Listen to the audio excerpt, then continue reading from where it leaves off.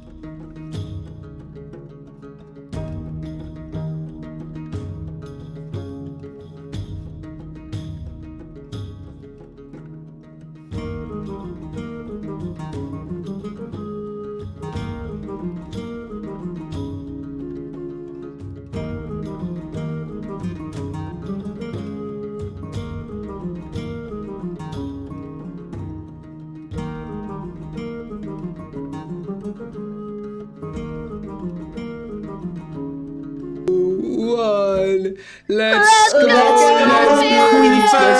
queefing. Let's queef together. Queefies.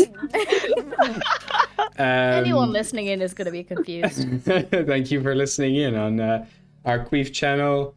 We're here. We're playing D&D. This is the PB Rebellium. Playing playing. Oh my fuck! Playing D&D and Into the Multiverse. A series of a bunch of different games, all set in alternate realities, but all ultimately set in the world of Gostar. This story follows the story of PB Rebellium.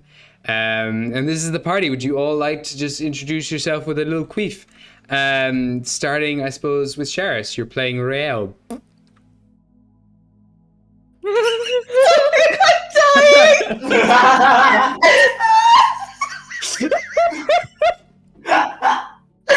Oh, hello.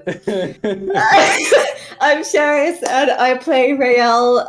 He's a paladin under the oath of queefing. Yes. And his deity is the almighty queefer Demu. Beautiful. Inspiration. Thank you. Okay, seriously. He's one of the dads of the group, a bit more stern. Master queefer. Stop. Stop. And we're about to kind of face off with some big enemies, so everything's a bit tense right now. He's quite nervous. Careful, but they'll pull through. Yeah, he's gonna queef out of nervousness. I'm sorry. Yeah, that's Rael. Sorry, I'm just so fucking tears. That was perfect. Thank you so much. Happy queefing. Next up, we have the littlest queef of the party. We have Quill Zorkai, played by yourself, Kat. Would you like to take it away? Hello. You used up all the queef puns in the first second. Yes, I'm Kat. I play Quill. She is a bard of queefing. If we're gonna continue with this. A bard of queefing, a rogue who queefs, yes, and a cleric who queefs. So triple queef. Triple queef. Triple queef queen.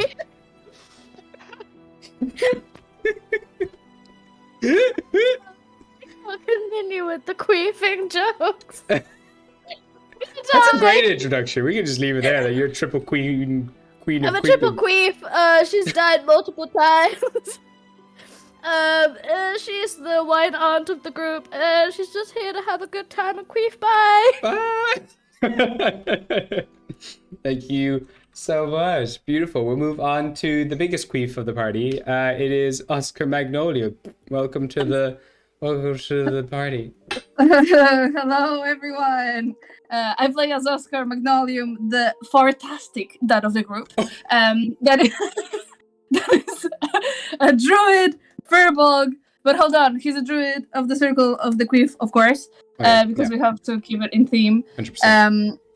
And then, he's there to make sure that the party is alive and that the kids don't get lost at the mall and they don't touch any dangerous buttons that say press me. Or queef wrong. Yeah, it's a queef button, clearly.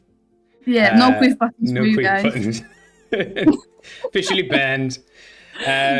Beautiful. Thank you so much, our big, tall, furry queef. That's me, baby! Alright, we'll move on to yourself, Marissa, playing, I was going to say Skittles there, but no, you're playing Wisteria Spoons. Oh. Hello, my name is Marissa, and I play Wisteria Queefs. She's she's a little dwarf now, and she's a cleric of queefs. Oh god, there's too many queefs. And she's currently and she's trying to become proficient in art of queefing. And yeah, that is pretty much Wisteria. Just a little dwarf, a little queefer. It's our little stout queef of the party. Little stout. Little Welcome holy to queef. queefdom. The queefdom, as people would say. Queefdom. Amazing. And our final queef is yourself, Cass, playing Shaheel. Oh, that's a good queef. I don't think anyone in the actual stream can actually hear that. Oh no, they can, 100%. Oh yeah, fuck it. Wonderful. Yeah. Hello, I am Cassiel. I am playing Shaheel, who is a little Russian loud-ass queefer. He is a bard, not by choice, but he is, and a blood sampler. So yeah,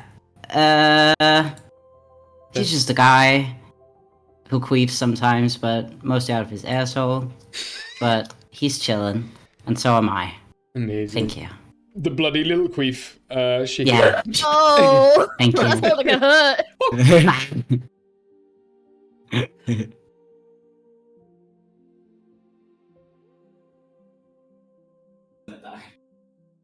Oh my god. The silence after the storm. Oh no, Gabriel, Yeah. are you there? Gabriel died. Gabe Uh, queefed too I hard. think Yeah. the bloody queefs was a step too far, and Gabriel Alright. couldn't handle it. There we go. I just Yeah. had to, And you only queef once. I just had to The put only it. queef was. Hi. There you Hello. go. I had to unplug it and put it back in again. That's and- also what she Oh. said. Sorry about that. Technical difficulties. I had to mute myself for a little queef. No. Yes, so I am the DM of this massive ballsack world, Gostar, that drips from the elemental chaos. And last we left off, the party has been trekking through this bit of a mega dungeon here. The Temple of Demu that's in shambles. You've actually traveled quite a bit through this dungeon. You've faced all kinds of foes. And when we last left off, after reviving both Wisteria and her sister Ghostly O'Keefe, played by Patema, you started to make your way through the dungeon again with the guidance of the old lady who lives in here, the bronze dragon. Where's my notes gone? Niu. Niu, yes, thank you. Sorry, it's been ages since we last played. Brain's gone. All the names, too many names. But she has been guiding you through the fastest path to the base of this dungeon, so that you can go and try to unlock this place and free it of Zachriel's influence, big evil eldritch horror.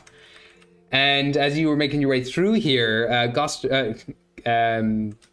Oscar, not Gostar, Oscar, you found a shrine designated to a particular creature or being that you were familiar with. And this whole Correct, place was... I did. Yes. This shrine was completely in shambles, massive pits all around, massive holes that just drop down into oblivion. The floor is crumbling all over. And then beyond the portcullis here, you heard the screaming of a tortured victim. Hooded figures have this creature bound and wrapped in like hessian bags and are dropping pieces of metal on their face, which sink immediately straight through their face very slowly, leaving the bag that they're wrapped in like stained with blood. These creatures' faces cannot be seen. They're like have these very dark cowls that seem to cast a darker shadow than normal over their face. And that's where we left off. You saw this person being tortured with fragments of Thoros's hammer. And so, with that, as they notice you just around the corner, I'm going to get everyone to roll initiative. Woo! You add your dex, guys. You add your dexterity modifier. Specifically to me. I'll be releasing that video soon. Alrighty then. So we're gonna go around, starting with Quill. What did you get? 18. 18. Beautiful. Wisteria. 21. 21. Damn, very nice. I'll just roll for Skull here. That's a 17. Shahil, what did you get? 8. 8. Beautiful. Solid. Rael. 17. 17. Amazing. Oscar. 5. 5. And I'll roll for Grub. Haha. And that's a 19 for Grug. All right. And then also Ghostly here. I have plans for Ghostly. All right. So, starting things off with combat, one of these figures begins to approach the portcullis very slowly.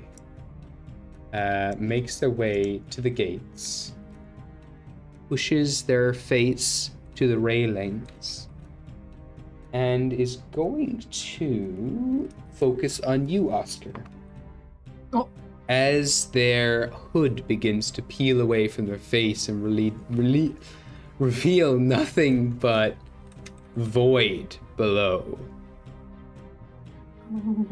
I need you to make me a Constitution saving throw. Let's go! Remember, bestie, you have a +2 to that. Yes. Look at you, Okay, very paladin. handy. And Constitution, yeah? Yes. That's a 12. 12. Alrighty then. That is a fail. As Nice. you peer into the darkness, and for a moment you feel like you've been away from this world for centuries. Everyone watches as Oscar's hair goes white in places. Strands of silver and white begin to rapidly grow and spread throughout Oscar's hair. You are racked with age suddenly, and you take Yes. 20 points of necrotic damage. It's a dedication. The dilfication. Dilfication of Oscar begins. Luckily for furbolgs, they can live for a very long time. But regardless, you have been in this void for what feels like 100 years or something, and you are sat back out immediately, right back where you were. Your body is sore, it aches, it feels like it's age, and yet you remember everything that once was and what's happening here right now as you come back to reality and everything floods back into your memory. We're going to go now to Wisteria. What would you like to do? Okay, so I'm guessing because I'm behind that wall, I can't really see anything, can I? Not at the moment, yeah, but you can maneuver your way up. I will say that maneuvering around, it was easy that you were outside of combat before, trying to get around this area, but because there's so many pits and crumbling floor tiles, now that you're in combat, if you want to move across them, there will be a check made just to make sure you don't fall into the abyss. This is horrible. I don't even have wings. No wings anymore, unfortunately. This is actually I really hate this. I will say as well, if anyone wants to, you can use your bonus action. If anyone wants to use their bonus action and have their speed, they can move across it safely. This is like all stonework, right? Yeah. And I know that Oscar's there, right? You know that Oscar's just around the corner, yeah. Yeah. Can I Misty Step in front of Oscar? You can peer around the corner, I'll say, yeah, and Misty Step just in front of him. Yeah, 100%. Sick. Then I'm gonna use my ability to Misty Step, so then I still have my action and my bonus action.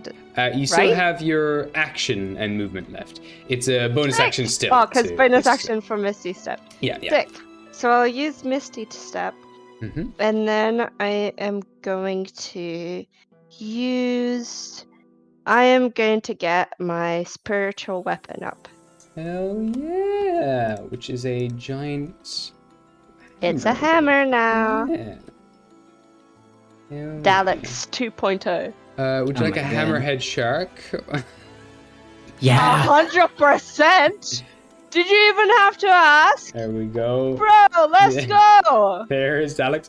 Where would you like Daleks to be placed? Ooh! My god, I want it like... oh wait, because I can move it without touching it, right? Yeah. You can. When you summon it, it gets to be placed wherever you like, and it makes an attack immediately. Can I have it behind him so it's kind of like a... Yeah. So he doesn't really see what I'm doing. I just go, hi, Oh, yeah. and then all of a sudden it's a BAM! Hell yeah, absolutely. Roll for an attack roll. You're going to add your spellcasting attack modifier to this. But yeah, this hammer begins to operate. It changes. It wants to be a scythe, but then it inflates and grows out and fleshes itself out into this much beefier and stout, kind of heavy weapon. And it swings itself into the back of this creature's head. Yeah, give me. That's a 28. That definitely hits. Does that hit? 100%. Also, just for... Yeah. Just say, I meant to say to all of you with your beautiful queefing introductions, you can all have inspiration for the start of this game. Go!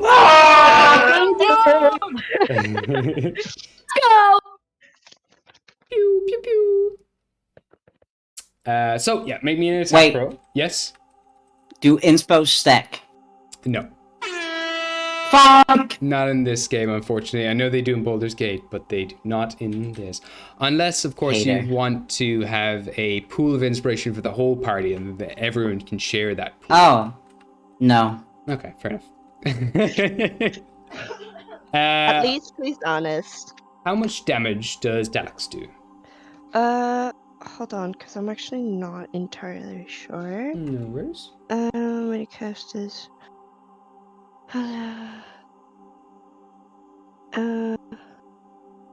so I have to... Wait, did I do this wrong? What level did you cast Spiritual Weapon at? I was going to cast Spiritual Weapon at level 3. Okay. Because I believe it's originally level 2 spell. Yeah. And I had to add my spellcasting ability modifier. To the attack but roll, I think, anyway. yeah, but I think I added my spell attack? Yeah, spell attack is the same thing, yeah. Oh, okay. I think, sorry, that's what I meant. Sorry, the ability modifier is just your wisdom, but the spell attack is what you would use for this, actually, yeah, because it is a weapon. It's a spell attack. Oh, okay. Yeah. Then it's a 23 for the first roll. I got confused. Is that no, it should be 28. I'd say it was 28, actually. Yeah? Yeah. That would make sense. You added basically your wisdom plus your proficiency, right? Oh, okay, yeah. And Yeah. that's my spell attack. That's your spell attack, yeah. And then your And my spellcasting spellcasting ability is I just had your that wisdom written modifier. somewhere. Yeah, that's your wisdom modifier. And that's used for certain things. You'll actually use your spellcasting ability modifier on the damage here. Yeah, I just had that written somewhere, but I lost it because I wrote a new character sheet, and now I lost it. I'm sorry. No worries. What was my? It's your wisdom modifier. It's just wisdom. Yeah. That's it. So it's just +5. Yeah, it's the ability that you use for your spells. Oh, okay, yeah. So it would be 2d8. 2d8 plus your wisdom modifier. Okay, sick. Yeah.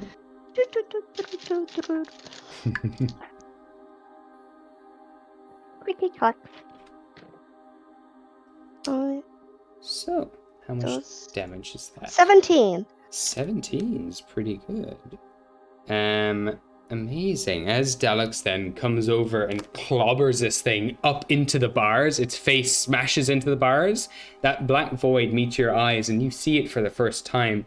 I need you to make me a Constitution saving throw. Fuck my life.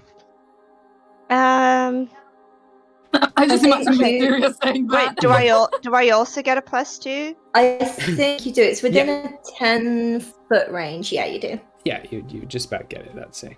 Okay. Was it Dex saving first? Sorry. Constitution. Constitution. Yes. No worries.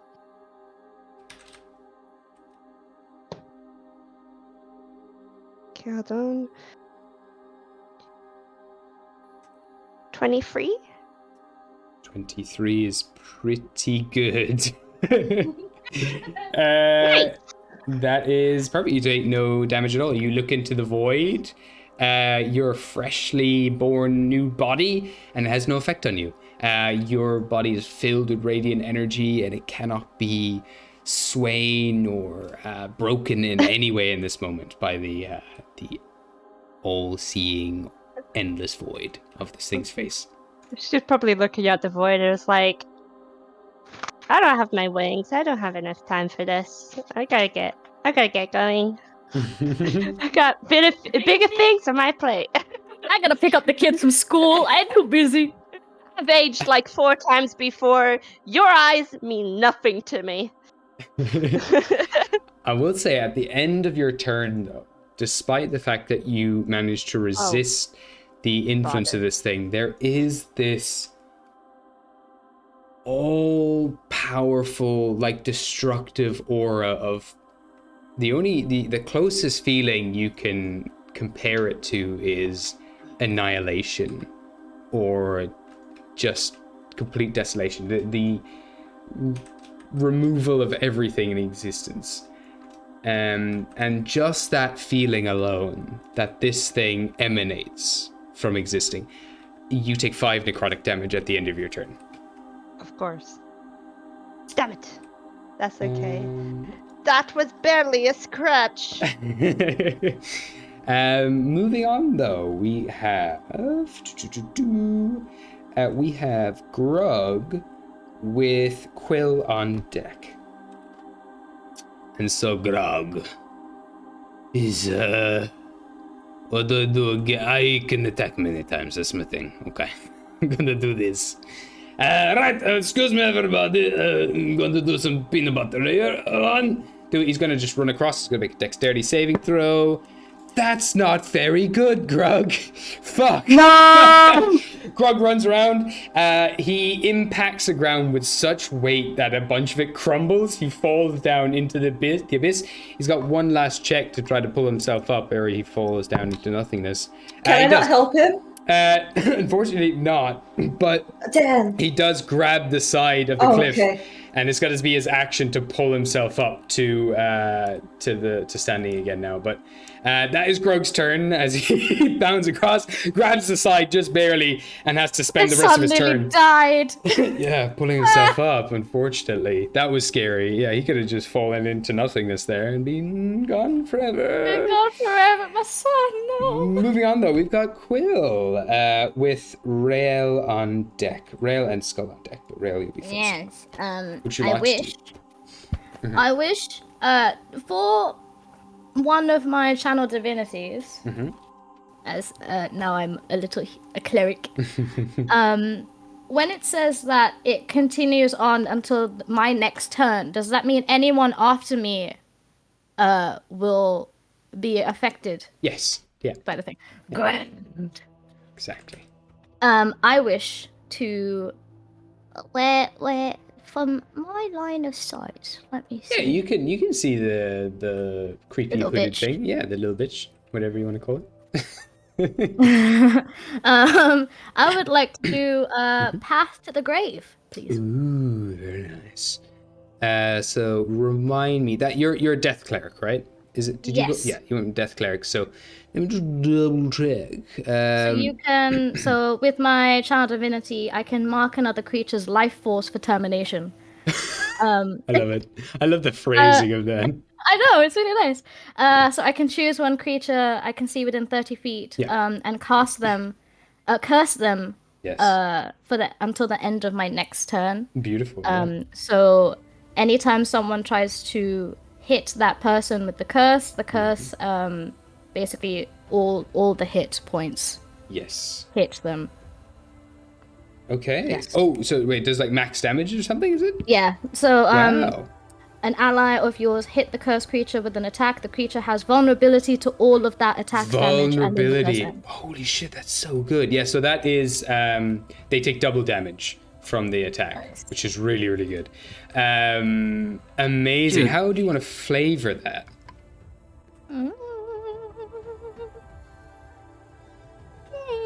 What level cleric are you, Kat? 2. What the fuck? Yeah, They're pretty scary. Uh-huh. She's gonna pull out one of the feathers on her arms, and with like the drop of blood that comes with it, she's just gonna like write on her palm. I would say, what language does she know? She probably knows like. What language does she know? Hold on, let me double check. What does she know? Ah, you're a grave cleric. What languages? Good lord, I have no goddamn clue. Oh, there it is. Okay, she's gonna write in goblin. I forgot that she's a goblin. That's such a fucking crazy power. I'm just reading the fucking power. I'm like, what the fuck? It's a bit overkill, I That is think. cool. Yeah, so but, it's the like, next once attack. she's Next well, time it's- they deal damage, it does double. That's so good. So anyone that hits after me, I think it's the next time someone hits them. So is it just so the next person yeah, after me? whoever does damage to them Okay, next. that makes yeah. more sense because Yeah. it's very overkill Still, if it's everyone it's after a me. great ability. Yeah, no, it's fantastic. Yeah, she's What gonna write spell in is goblin that? on her palm. It's a just, channel divinity. just like I should Death. use that bitch more. Jeez. yeah, man. Oh no. Amazing. Yeah. Sorry. And she's gonna like flick the end of the feather to him Nice. or them. Don't know the pronouns. I love how you're using quills to I know, right? to do damage and do spells and stuff. That's so cool.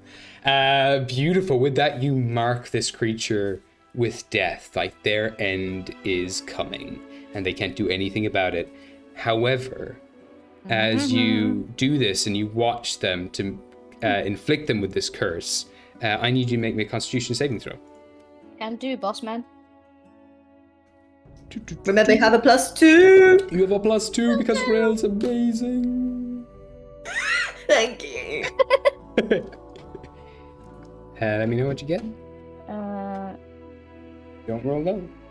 I won't. It's 19. 19 is pretty good. Nothing happens as you also peer into the void and you look straight back at it with your dark, expanding pupils as you mark this creature with death. They try to claim you, but it has no effect on you. You've died countless amount of times. Nothing- Yeah, she just looks at it like, I've seen death and you're a bitch. Seen death and you're a bitch. So it's got to go down as a quote from Quill somewhere. Amazing. T-shirt design. Is that your action to do that? I think, is the ceiling crumbling? The ceiling is. Do you know what? I'll roll a check. I'll just roll a general, just Yeah. random d20. Ceiling is fine. Ceiling is holding strong. It's holding up, dozens of floors above it, so it's doing pretty well. grand. She's gonna climb the wall and get on the ceiling. Oh, very clever. All right. Very Batman of her. She's Yeah. just gonna try and go as far as she can go to the other side of the cabin. Sure. So you want to go closer to the bad guy or away from Yeah, closer to the bad guy. Right there. You're safe? Okay, perfect. Beautiful. So you scuttle along, you hop up along the walls, run along the ceiling, and you're there just standing or hunched over, however you want to be posed up on the ceiling. She's like a Batman on the ceiling. It's so cool. Her coat is like fallen off. Like it's like behind her, and It's kind of she's just floating down. Yeah, yeah. I she's love just it. gremlin in the corner. Great visual. Beautiful. All right, moving on then from Quill, we go to Rael. This thing has been marked for death. What would you like to do? Let's fucking go, mate! Right, so there's like no room for me to hop over. I'm not getting closer to it. So I'll use a ranged attack and I'll do my lovely little guiding bolt on the little shit. And Amazing. I'll do that at second level. Let's go for that. Beautiful. Just to note, Quill, you take 5 points, Quill, of necrotic damage at the end of your turn as you get closer to this thing. I think you're Right. resistant to necrotic, are you? I was checking that on my Dampire skills. It might just be poison, but I'm not sure. If it is, you could just have a look and take your time with it. Yeah, if it's I'll halved, you have a only look, take 2. Hannah. Yeah. If it. Okay, let me see. All right. Yes. So you're casting your. Sorry, what was it again? Sorry, your My guiding bolt. bolt. Guiding Yes. bolt. Guiding bolt at second level. Hell yeah. So that one is just like a straight hit, isn't it? I don't need to roll for that. I keep forgetting. You roll for it. It's a spell attack roll.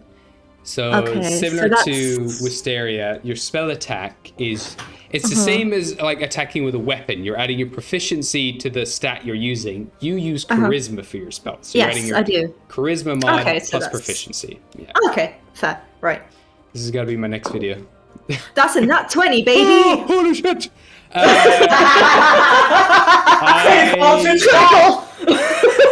I'm gonna ask, do you want to add Divine Smite to this or not? It's up to yourself.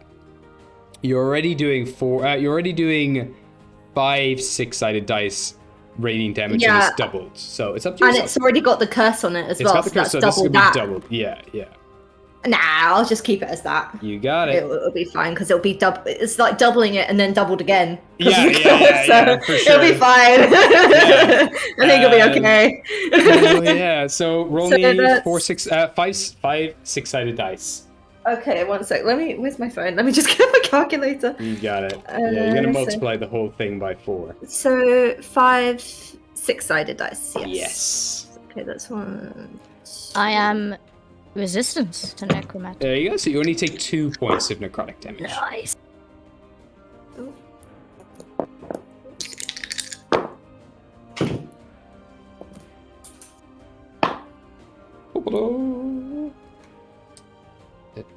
Oh boy. Okay, so that's boy. So wait. Altogether on the dice rolls, what did you get? I got 19 on the dice rolls. 19. Okay, so we're gonna basically we're multiplying that by 4. Like we're multiplying by 2 and then multiplying by 2 again. So that comes to a total of 76. Holy shit! Holy shit! Christ. That is insane. In an explosion of divine and necrotic energy from Quill, and What a weird combo. That's so cool. I'm gonna ask Quill and Rael, how do you Yes. want to finish this thing off? Wow! Oh my god, damn. double whammy! Let's go, bestie. How does Real's hit look? So usually I sort of flavor it that if he gets a nat 20 on his guiding bolt, it upgrades from a harpoon to a like a bow and arrow, but the arrowhead is a like almost like a serpent / Chinese dragon. Very Hanzo. Ooh, okay. Yeah, very Hanzo, yeah. Oh, it's so cool. I love it. Okay. And it just kind of like almost Amazing. does like a not really. It doesn't really make a sound of roaring, but it looks like it's roaring. You know? I would put in as with Quills. She's going to. I think her power would come out as like black feathers on the head of the dragon Cool. arrowhead, and when it shoots off, there's like a trail of feathers after it. Oh, That's nice. That's so amazing. There you cool. go. I kind of imagine that, like, with it being mixed with the water, like the feathers, when they disperse, it kind of looks like a black ichor. Yeah. Oh, that's cool. Ooh, That's Like all this that drops. inky black dragon is Yeah. now heading towards this creature. All the scales turn to like kind of wispy feathers as this kind of dark, shadowy dragon starts to consume this creature, devouring it whole. And when the dragon passes over the thing, there's nothing left. It just devours the entire being. And it is gone. That was cool. That was very cool. That was wicked. That was fire skits, mate. That was great. Murder. Holy shit. I love a good murder. Yeah. We did it for the greater good. They were Yeah. doing it for the funsies. Yeah, so Yeah. there We're you also go. doing it for the funsies, but it's Yeah. also for the greater good. Yeah. And ours was prettier anyway. Yeah. Yeah. Way prettier. One last thing though, because you were making eye contact with this creature as you took aim on it. I'm going to get you to make a Constitution saving throw as you lock eyes with it just before it is vanquished. Okay. Join me in the demonstration.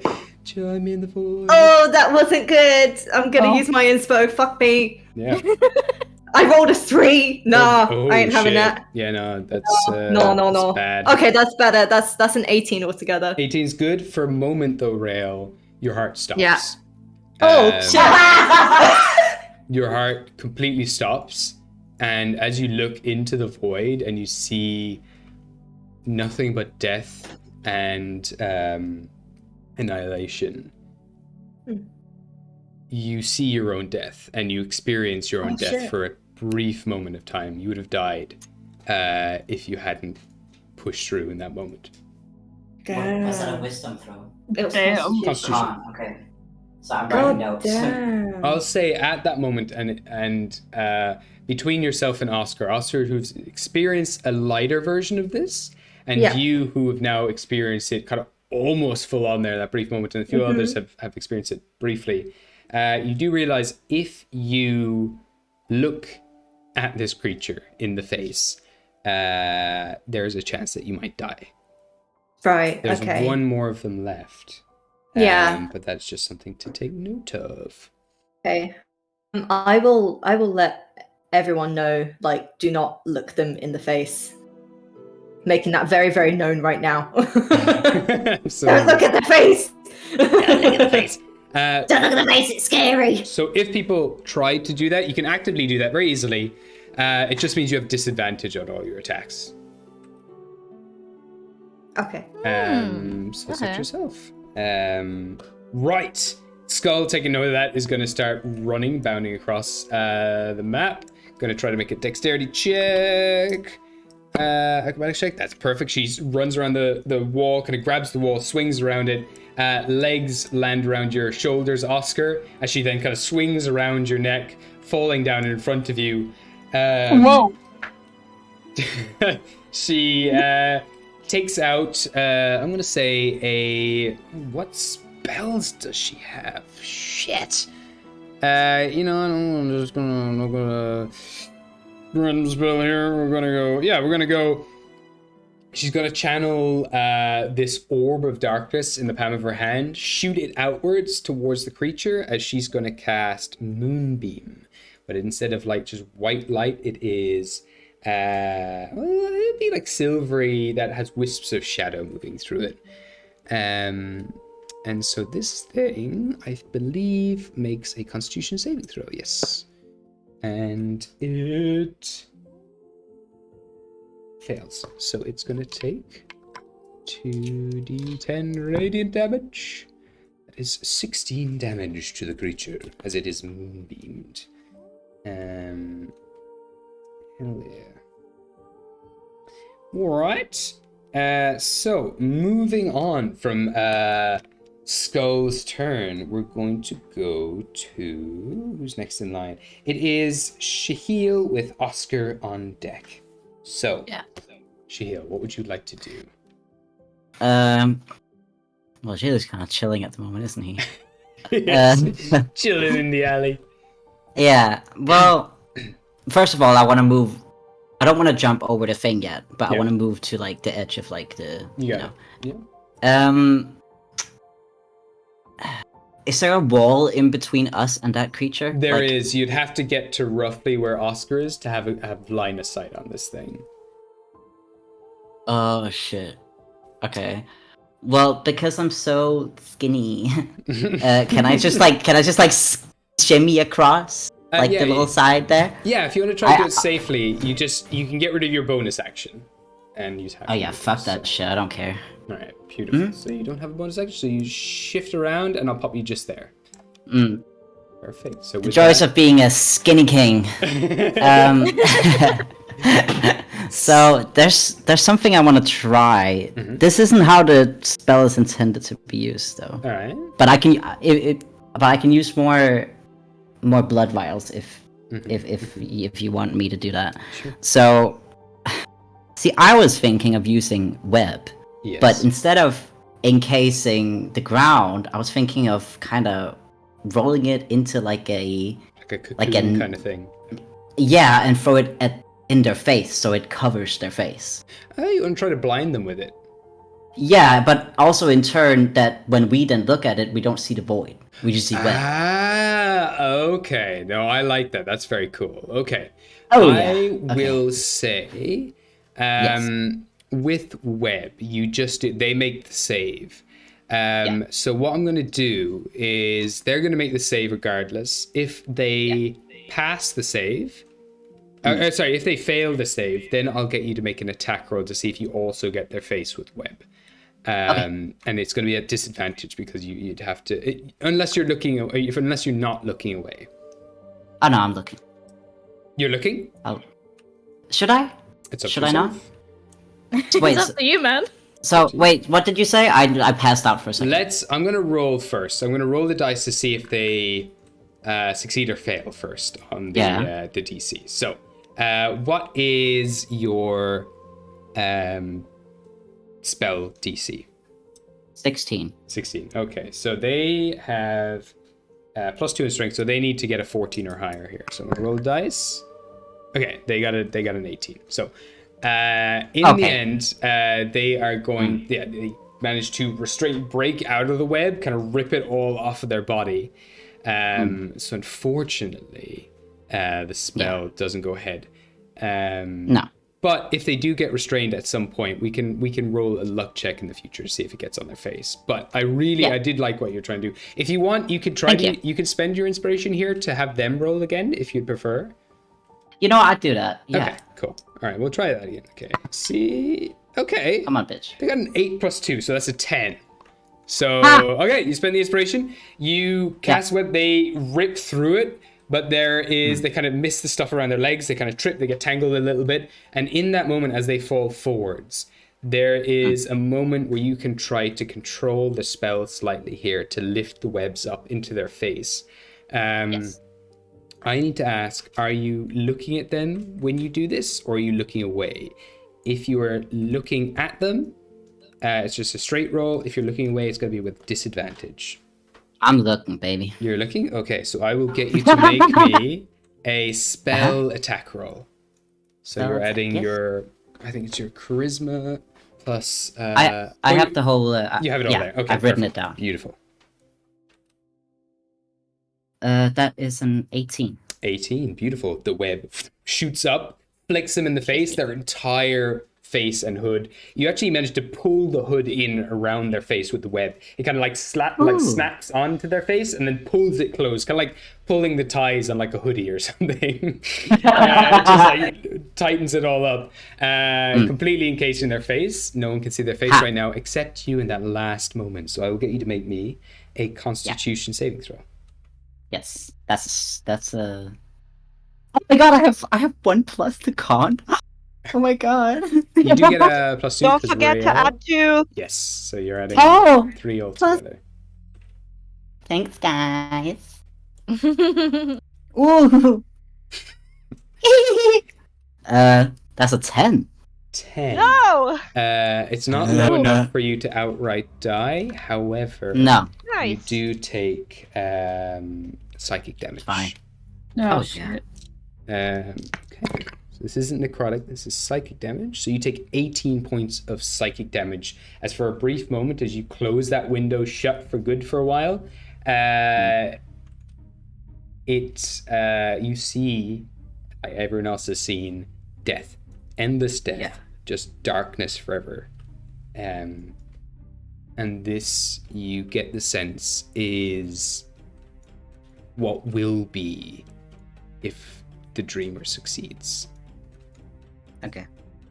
And for a brief moment, seeing the end of all existence, your nose starts to bleed. Oh, cool. Okay. Okay. Thank you. Beautiful, no worries. And now, Oscar, we return to you after having aged. And in that moment, everything, you were gone for a brief moment. When you come back, that creature that had almost taken you into the abyss with it is no more. There's a wispy, inky dragon that just passes over it, and it's dead, and it pulls you out of that. And you can see there's one more of these creatures. Damn. Okay, so I just need to know, how is there like a barrier in between us? Like there is a wall, but there's the like entrance door that is closed, is that correct? Yeah, so it's a portcullis. So do you know, like in kind of like the like castles and stuff, they have those like a caged door that can come down, that can be like pulled backwards. Yeah, so it's an gotcha. open work metal gate that can be lifted up, but it would take a lot of strength to lift up. But people have been able to shoot spells through it and things. Okay. Well, damn. Okay. So, after getting hit by the dillification beam, I will try to straighten my back a little bit, and you can hear some cracks in the back. We're like, oh my god, I feel like I've been standing here for 100 years. Okay, then I kind of look around at the situation, and then I realize, oh my god, it's been so long, and I need to pee so badly. Look at the holes in the ground, and I try to hide away from the ladies. I don't give a shit about Shahil, so I'm just gonna try and pee in one of the holes. You just straight piss it? I need to pee so badly, guys. I've been standing here for. I don't understand. Okay, so I wasn't expecting this. This took a turn. I will try and pee in one of the holes, and as I pee, there's a little sprout that starts coming up from one of the holes, and I'm like, oh yes, this is extremely handy, amazing. And I will try to cast entangle to the tiny sprout that has sprouted, and aim at the door to like somehow open it. I love that. That is so Oh my funny. god. So you Piss cake. your piss manages to grow a little sapling from the void. Yeah. And you now channel the power of that sapling with one hand while still peeing with the other hand. With your back turned, you just try to rip. Amazing. You rip the cage asunder, trying to pull it up. I will get you to... I'll get you to make me a spell attack roll here. To see if you can whip it upwards.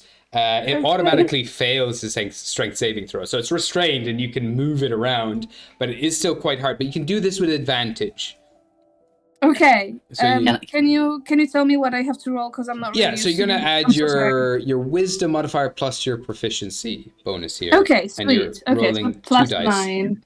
Yeah, plus 9. Roll the dice twice, take the higher dice. Okay. Can I just say that as like Oscar is peeing here and like doing that, and Shahil sees like, the plant, he kind of just leans over and whispers in Oscar's ear like, Oscar, that plant I asked you about, can you not grow it like that? Maybe not so. I'm kind of busy in here.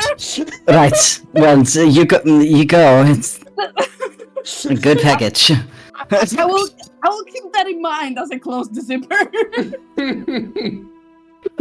Wash your hands, you dirty, dirty boy. Wow. Hey, I'm living the life on the edge. I'm an adventurer now, okay? Disgusting. We don't germ shame in a fucking collapsed temple. Thank you. Sorry. Okay, so I rolled some crazy numbers. Holy shit, what did you get? I rolled a natural 1 and a natural 20. Holy crap. You But know... I will take the higher number and you add 9 to that, so that will be a 29. 29. You don't only just pull up the portcullis, you just rip it off the hinges. You're peeing one hand, you kind of just wave your hand towards yourself, like forwards, and the cage is ripped off. You know what? Instead of being ripped off, I'm going to ask you, do you want to rip it down into the pit and to make a bridge over that pit? Yes, or please. Do you want That'll to... be so cool. If you want to do that, or I'll give you the option, you can hurl it instead at the hooded creature. Oh, shoot. Well, but then how do we get to... I would rather have our safety to get there. Amazing, and then yeah. maybe we can die once we're in there, but at least we'll get there safely. I love that. If I could give you another inspiration, I would. That was incredible. Holy shit. So so yeah. powerful, I built a bridge. Amazing. My so fucking god. one hand still peeing, you zip up the zipper and move the hand forward, just wave it forward. And like it's nothing, you rip the thing out of the wall, slam it down over a pit, creating bridge for everyone else. Turn around, finishing your pee. And it's up to you. Do you want to start walking across the bridge? Are you happy? You know what? No, I will stay behind. Fair enough. Because I am a little bit concerned about Shahil because I saw his nose bleeding. But still, I made the safe passage and now I peed as well, so like it's fine. That it's fine. is incredible. That was such a power move. Wow. Thank you. I cannot believe Oscar has Hulk strength piss. I can't. Wow, holy shit. This is Okay. not where I thought today's session would go, but That was My god. I mean, I'm not Magic complaining. piss confirmed. Damn. Magical piss. everyone's gonna be everyone's gonna be lining up in the streets, like, please bless me with your magical plate. Oh my Oh no, god. not that kind of golden shower. Oh, no. Oh god. I feel like after finding this out, Quill will try to bottle my face to sell it on the black market. It's Don't just give me good ideas, man. Don't give me Like good the ideas. fantasy, Just, the fantasy eBay. just plant food, basically. You know, you put it into your watering can and Yeah. you have to She dilute already it. It's too has- strong. She already has, what is it, fucking labor water. Now we have plant father juice. Now There we you got we got gamer bath water. Oh Gamer god. Anyway, moving on. We have this guy. He starts moving back towards you all. Sees the fence has been made. A bridge has been made. And he's going to just roll the dice, see which one is going to target out of all of you. 1, 2, 3, 4, 5, 6, 7, 8. Okay, I'm going to roll the 8. 4. 1, 2, 3, 4. It's going to target Grug, who's just pulling himself up. He's gonna Grog is gonna make a Constitution saving throw. That is a natural 1. Please don't kill myself. No! Oh, is it because he looked at him? Grog, this thing has willingly looked in. This is an attack they can make on their turn as well. They force Grog's attention towards them. Grog's head snaps into attention. It moves way too quickly for his body to actually process it. There's a break in his neck, and as he looks into the darkness, Grog's hit points drop to 0. Grab him, grab him, grab him. Someone grab him. Yeah, he's slowly slipping off into the cliff. Rails, Oi. is your closest. I'll get you to make me a strength check to pull him up. Or to grab him, at least. Oh, Sharish just disappeared. Oh, wow. That's spooky. We're going to move on, though. While Rail is trying to grab the boy, we'll go back to the top of the round. They look to you, Wisteria, just as it comes to be your turn, and they say, "Our master is almost here. You cannot stop him. You cannot stop the end." Can you repeat that? There was a rasp in your voice. He's gonna make a wisdom saving throw. See, he's gonna build his own self-esteem. Damn, vicious mockery. I need to multi-class now. Very quickly, actually, before it's Wisteria's turn, Rail, give me a strength check. Strength. Okay. Yeah, this is to Fucking hell, pull okay. Grog up before he falls into these. Right. no Sorry, because pressure. the internet cut out for a second, so I didn't know you that's fell. perfectly fine. Yeah. Strength. Okay. He has gone to 0 hit points and he's falling off the edge. Oh shit. Okay, so that's 13 plus 8. That's good. Yeah, that's enough. You grab him by the scruff. You heave him back up. His massive body, like 9 foot tall lizard folk man. You grab him with one hand. All my size. You throw him up right beside you, and he's there, but he's currently dying. Oh shit. Okay. Wisteria, what would you like to do? Oh shit.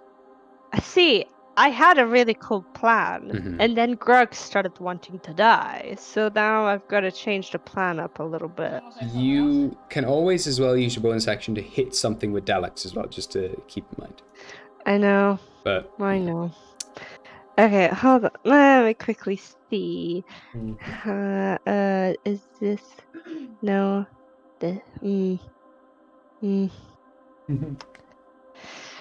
Oh! Why do I need to heal people? I need to become more aggressive. Alright, and I'm going to... I can't fly anymore. Fuck! God, this sucks! what was you? Wait. I can't... Because if I walk away from him, I'm going to give him a chance to hit me. Not necessarily. No. He's a bit too far away for that because of the angle. You're around a corner at the moment. You can take a longer way around if you want. But if you wanted to reach Grug, you wouldn't be able to do that carefully. You'd have to make an acrobatics check along the way to make it to him safely. I mean, if you want to save it, because I'm right next to him, I've got cure wounds, That's true. That's true too. Okay. Or I lay can on take it hands if you as want well. to get rid of that guy. Okay. Then I'm gonna follow Papa's footsteps and use guiding bolt. You got it. Oh my Papa! I'm gonna use that at 4th level. 4th level. Oh shit! I love Fucking it. hell. All right, so that's spell attack roll. So same thing again. You're adding your wisdom plus your proficiency. Yeah. But I also I've got think that written down. Yeah, I think actually you might add more actually. Your tablet, does that give you a +3 to things? It gives me +3 to wisdom. Yeah, so it gives you it increases your wisdom. Okay, perfect. Yeah, so like I think whenever I do wisdom related things, I add a +3 on top Well, of that would include this attack as well. So you can also add 3 to these nice. attacks. Yeah. So the spell attack, and then if I do land the attack, I would add it on the result too. Yeah. Sick. Nice. Okay. Got it. Well, that should be easy, I hope. Oh shit, hold on. Just curious, actually, are you looking at the creature while you're attacking them? No. Okay, so you're going to roll with disadvantage. That's fine.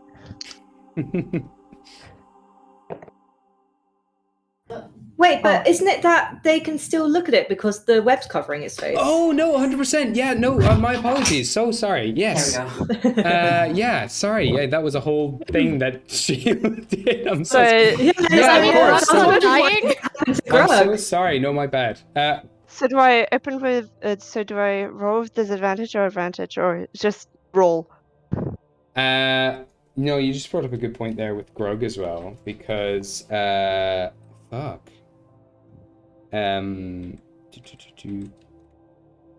Okay, no. This is the ability that they have with their attack. They don't need to. You don't need to be seeing them for them to use it. So no, because what happened with Grug, still okay. But you don't have to take a disadvantage for the other thing. For its like passive ability. So I just roll. Yeah, you can just make a straight roll. Yeah.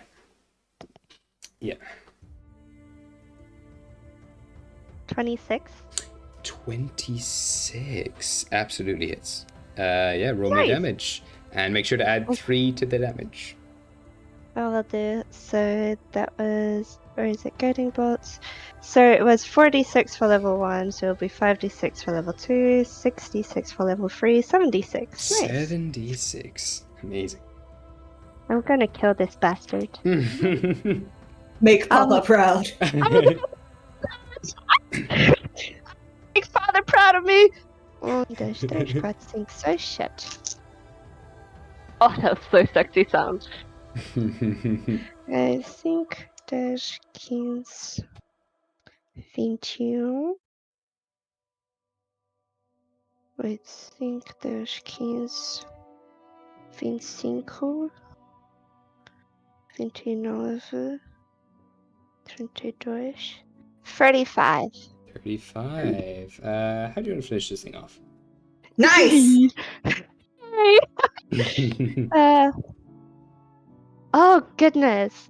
So I imagine like Wisteria just like takes a really deep breath, closes her eyes, and goes, I got this. I've seen things before. I know exactly where it is. I've seen things before. And she kind of like puts 2 fingers to like align with her eyes just so she can like try focus where the guiding bolt would be. And then she would shoot the guiding bolt that way. Amazing. And with that, as you line it up, you just fire this guiding bolt off towards it. It shoots it straight through the webbed face. And from the face, it begins to disappear into golden stardust from the head down until there's nothing left of it.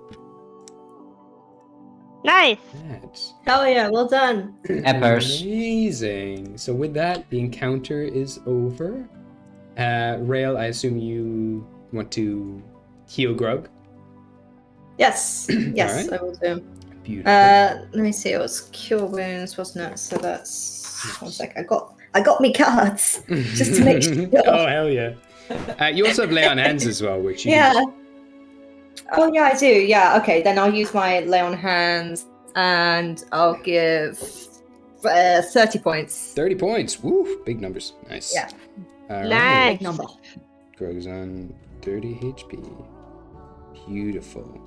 And with that, Grug just like bolts upright, starts smashing stuff out of the way, grabs you by the back of the head, and just smashes your head to his.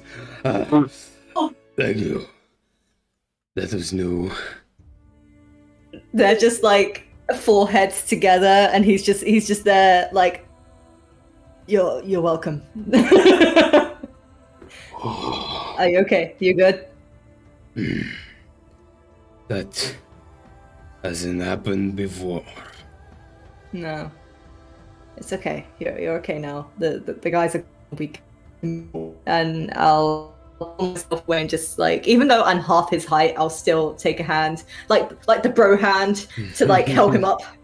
You know, classic predator handshake, and as you slap hands, there's like a slight echo in the hallways. It's like two massive, like muscular hands slapping together, quaking the room with the impact. You pull him up. Oh. Okay. He's a bit shook. Like he's taken a lot of damage there and he hasn't done so in a long time. Yeah. Oh, bless him. But he's just a little more quiet, a little more in on himself. But yeah, you've managed to clear the room. And if you would like, we could take a little break. Unless there's... Yeah, sorry, what do you want to do, Cass? Also, he's just gonna look at Grug and Riel. Of course, he has a little frown because, you know, forehead to forehead. It's a bit intimate. But he's just gonna notice that Grug looks a bit off, and he's just like, "It's okay, you big baby. We are all here to help you. If you ever fall again, you will get up." And with that, I'm casting a healing word. Ah, that's very kind. So it's not a lot, but he'll My get son! so it's just a D4 with my thing. Oh, So- as Shahil is saying, it's okay, little baby. I will dry the blood from his nose with a tissue. Yeah. There. Kruk gets 12 health. 12 is nice. Crap. Just a little bit. Hell yeah. As he says that, as you say that, you can see instinctively his first reaction is to like argue back against it and like be proud. This is one of the first time Grug kind of like halts and like thinks for a moment, and his burrow oh my god, his brow furrows, and he just gives a nod, like a confident nod of thanks. Love you, Grug. It's just Shahil just saying that across the room. I love you, Greg. Can Quill like quickly scamper across the ceiling, climb down on the wall, and just frantically like checking over Grug, like checking his neck, and just like, "Are you okay?" Fine. I'm good. Yes. No problem. I'm alive because I have really just good friends. I love you. She's gonna give him a kiss on the cheek.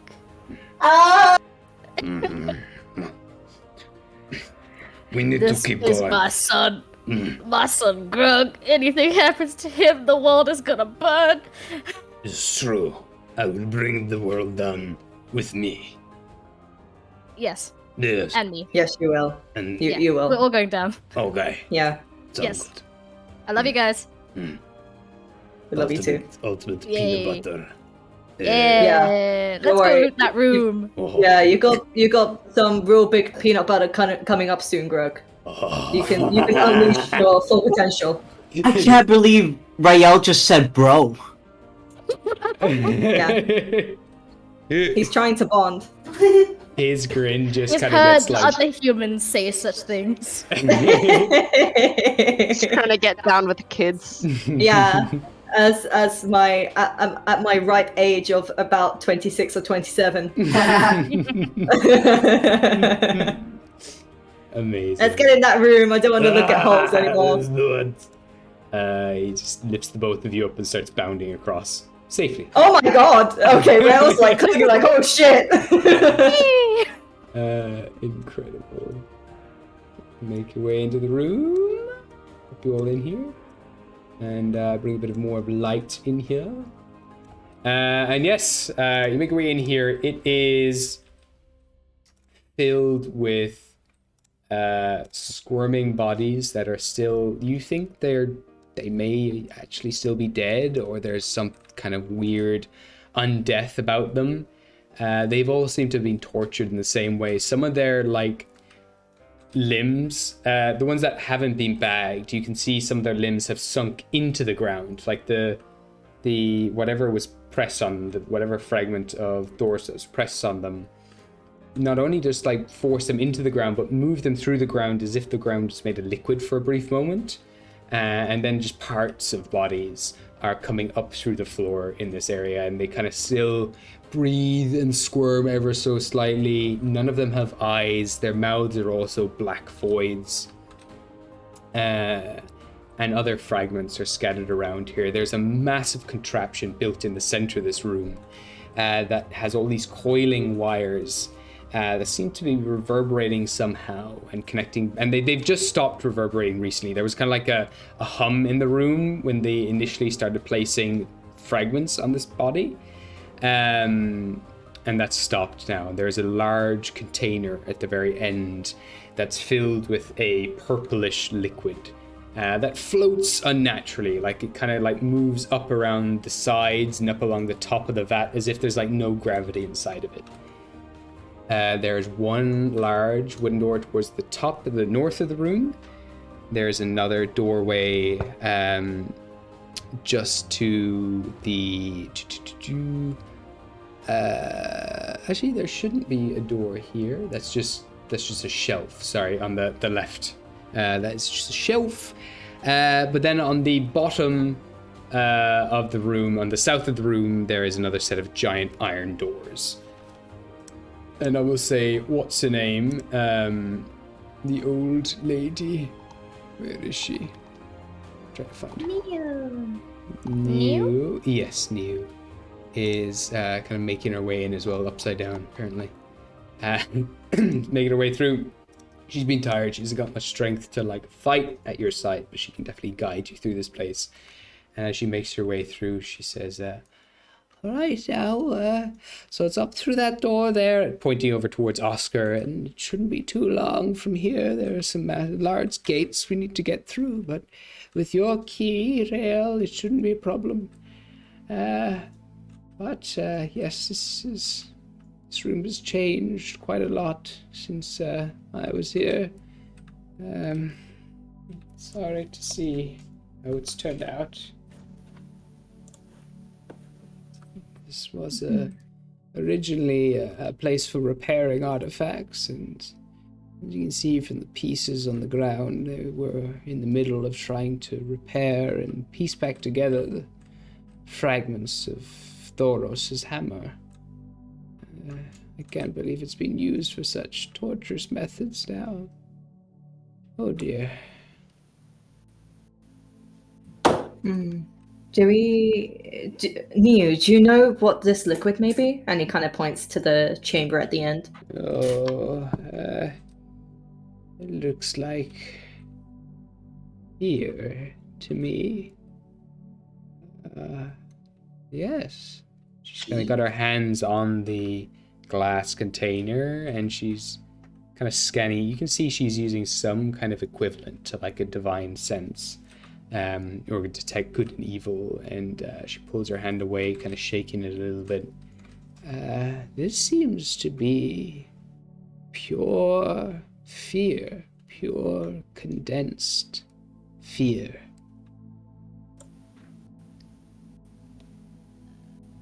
May I look around the room? Is there any like indicators of like gods or anything? Like, is there any ruins or something? You can give me an investigation check or a religion check if you like. Yeah, I'm specifically looking if this room would trap anyone. Okay, yeah, absolutely. Gods or otherwise. Mm-hmm.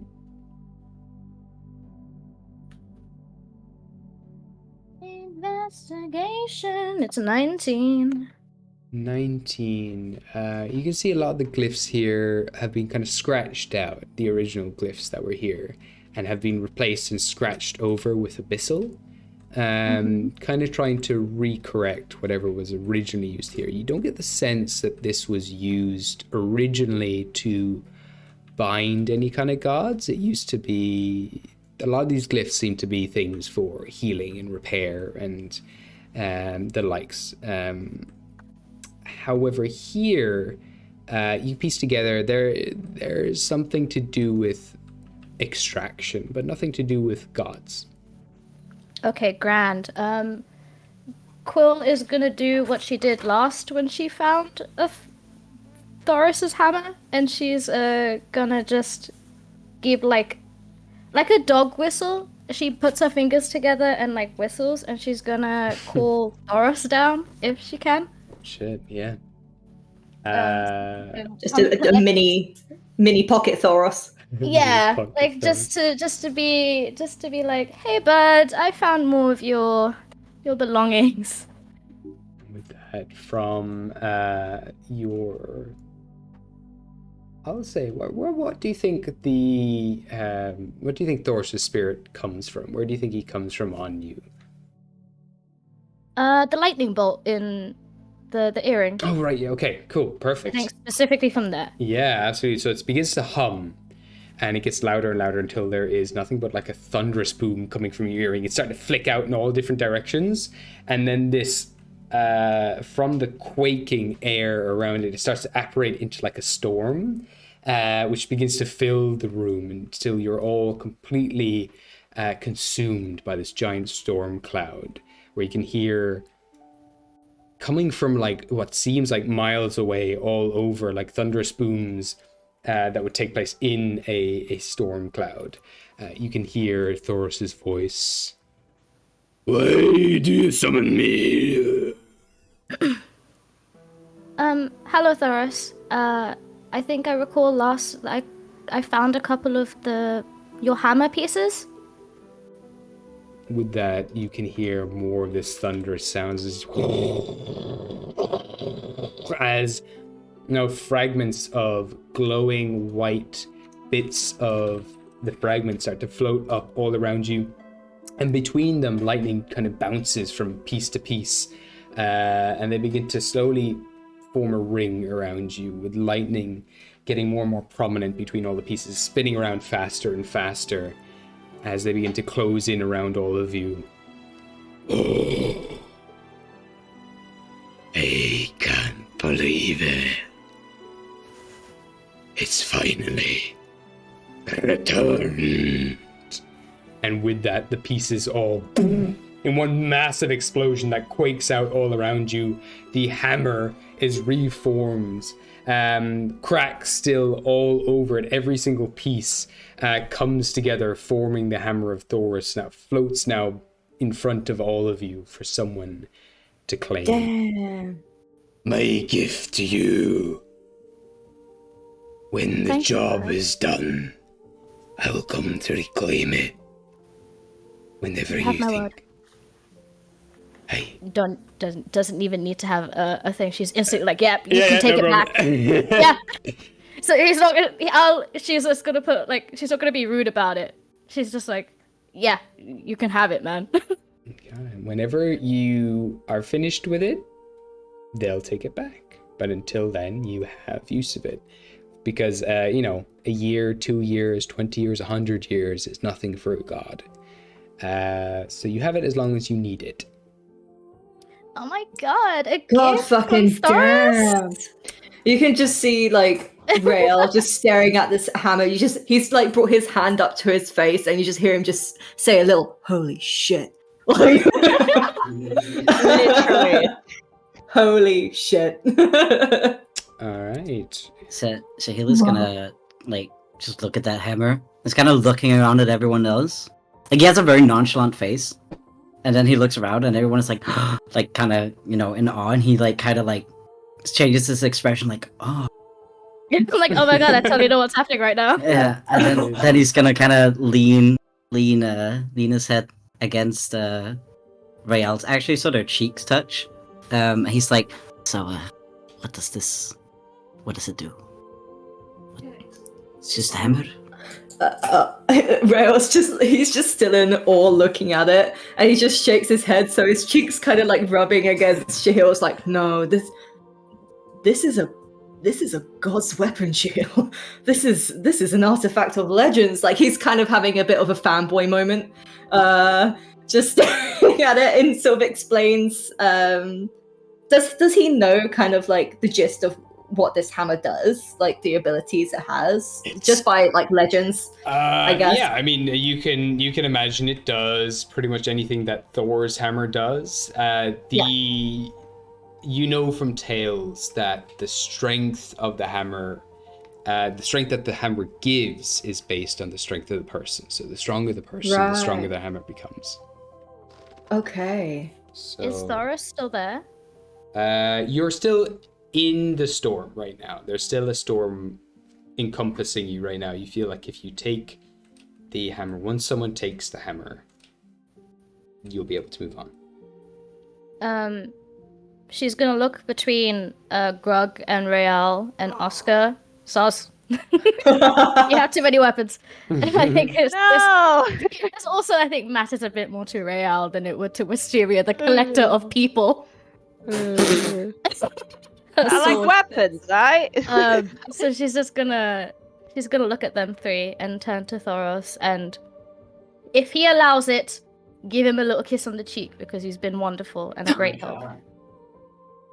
You're just kissing the storm? Like, there is no physical body here. There's just like, storm clouds. all Then she'll around. just blow a kiss into the air. Okay, yeah, beautiful. Your kiss Yeah. then, your lips tingle slightly with electricity. She's gonna make these gods love her. It's the last thing she does. And she's gonna turn to Rael, Grug, and Oscar and be like, "It's up to you guys." I don't think it's my cup of tea. It is beautiful. I do have tendency to lose Drop weapons, hammer? so Yeah. I would rather, it's an honor, but Right, but we'd lose it within like an hour, so. Yeah, and it looks like a really fancy hammer. Would we know that it can only be wielded by one person? You get the sense that whoever claims it is chosen by Thoris to wield it. Yeah. damn. Grand, so we can't double team it. Grand. Okay. Well, why doesn't Thoros choose? Wouldn't that be the fairest? Ooh. True. Should turn to Thoros. We support Papa's decision. Let Thank you. Forrest choose. You're welcome. I mean, that was just Marissa, not Wisteria. Winds begin to pick up around each party member one by one. And lightning begins to run through your hair. Static electricity comes over your entire body. Cool electricity feels both across your skin, like you can feel it across your skin, but also internally. And questions begin to resonate in some of your minds. Other voices can be heard by everyone. One, for example, that can be heard by everyone is... The changeling already wields the power of a god. Not many other people here have the strength to wield my weapon. And we're going to ask who here has 15 strength or more. Me. I have 15 strength. You have 15 strength as well. Okay. I also have 15. Okay. Grug, Rael, Oscar, and Wisteria all have the strength required to wield this thing. Ooh. Ooh.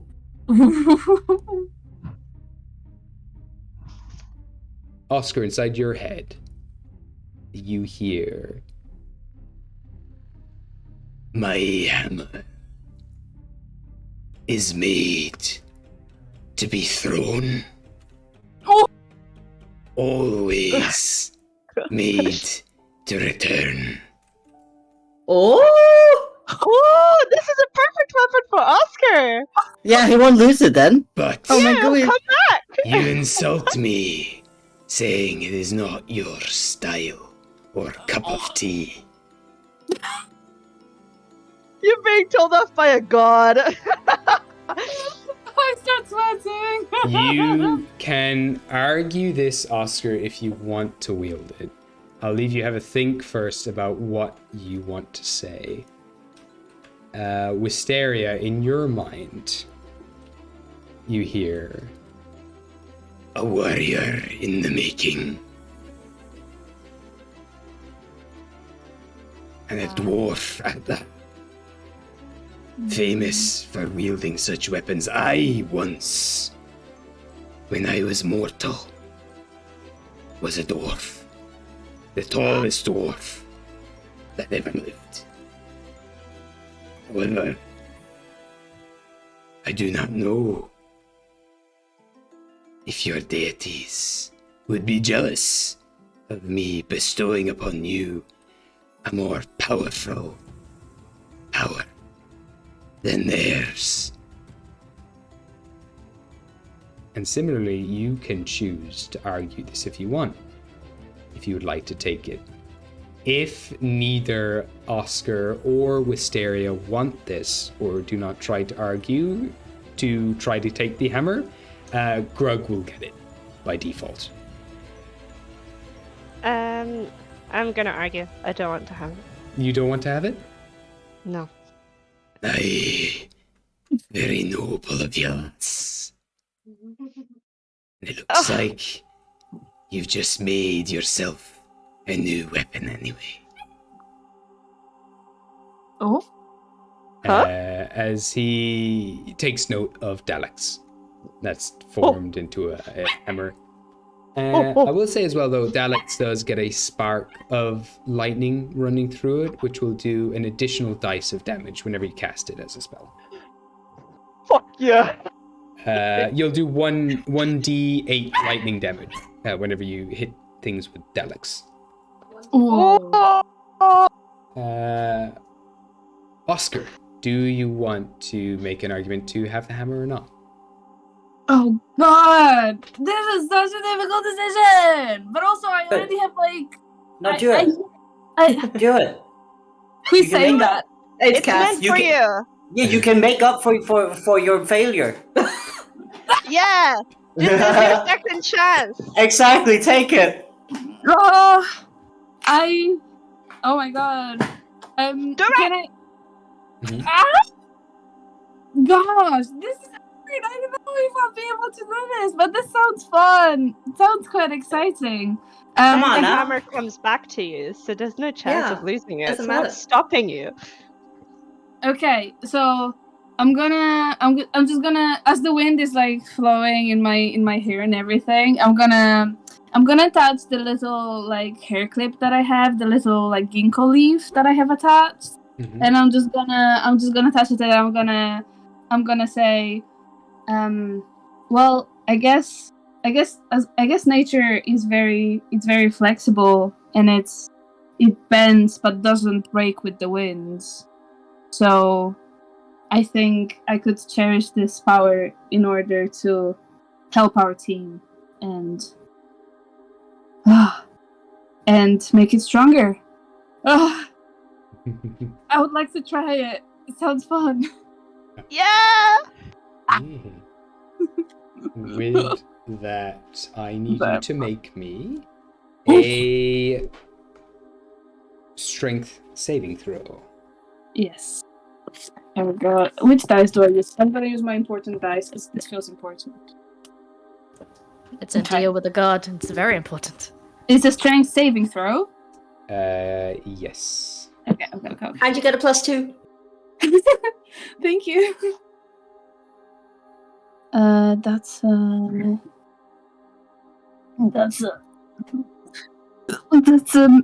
11. That's hold on. Math. That's a 13 again.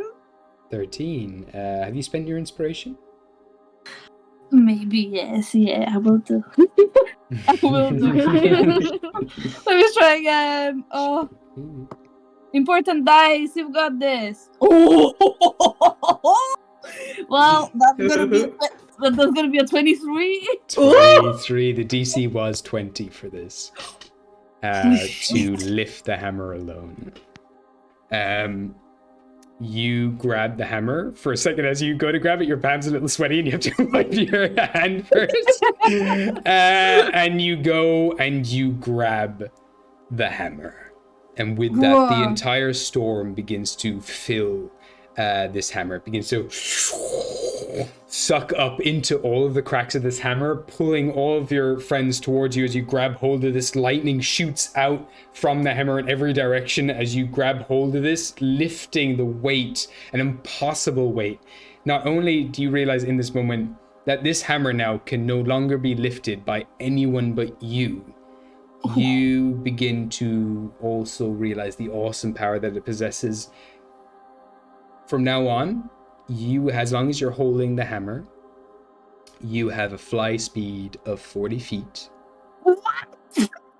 This is a +5 weapon. So you add +5 to all your attack rolls. You add +5 to all of your damage rolls. You can throw it up to 100 feet, and it always comes back to you. When it does damage, I'll send all this to you as well, but when it does damage, I'm frantically taking no notes. worries, I'll be sending it all to you anyway. When it does damage, it does 3d6 magical bludgeoning, it does 2d6 thunder damage, and it does 2d6 lightning damage. Fucking hell, Maggie! Uh, That's so cool. because Bro. because you're over level 11 now, you've unlocked 3 tiers of the spells that you can cast with this thing. There's a Fucking big hell. list of them, but just going through them. At level 1 to 5, you can cast Thunderous Smite or Blinding Smite with this thing. Nice. 6 to 10, you can cast Thunder Step, or you can cast Call Lightning as well. You can call down lightning onto people. At level 11 to 15, you can now cast Branding Smite, and you can also cast Chained Lightning.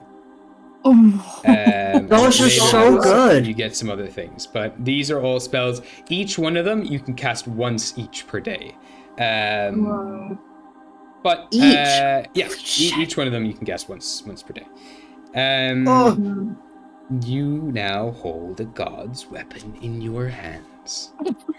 Madness. I was just here being 5 minutes ago.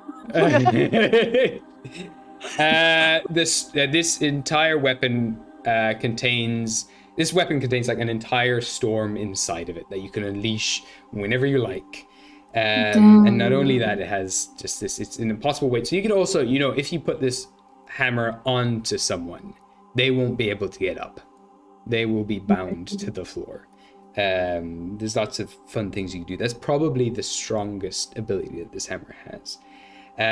But with that, as you wield the power of storms in the skies, like Thoros once did, we'll take a little break.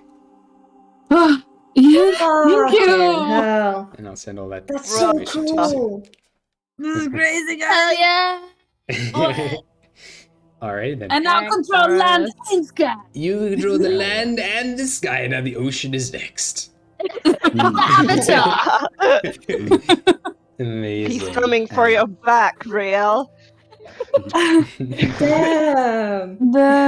Bruh. No, at the beginning I didn't want to take it because I was like, oh, I already have a lot deities going on. I don't know if they're gonna get along. But man, this is so The dog cool. gets along with all of them. I mean, they better because I was like, when They better. it's part of nature things, it's fine. Oh God, you saying that just made me realize. So it's kind of off topic, but it's just out of everyone, I don't think Ghostly either. But Shahil has no deity that he follows, none. Oh yeah, that's true. He does. The thing is, he knows they exist, doesn't believe in them though. Atheist of the group. He is an Yeah. atheist. Yeah. Oh, whenever we calling So, for our hold on. gods The over reason- it. Yeah. The reason why Shahil wasn't able to take it is because your strength is not strong enough. My strength is Yeah. 10. I have 0 strength. Yeah, same. I see. Okay, very interesting.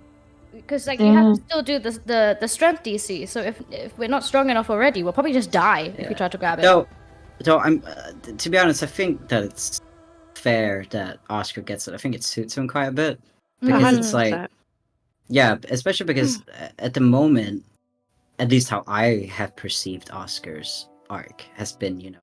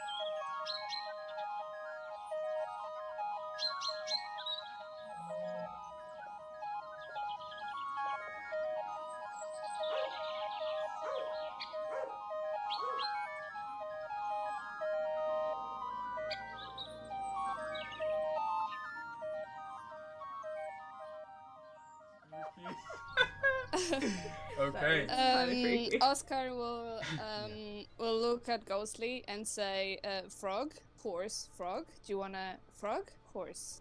Do you wanna go on top of the frog, horse?" Yeah, are you all right, mate? Frog! On top, frog! Do you hit your head? Oh my god. I will go next to Madame Sprout and just put my hands on top of the frog. Safe, very safe. Eternal Oscar right now.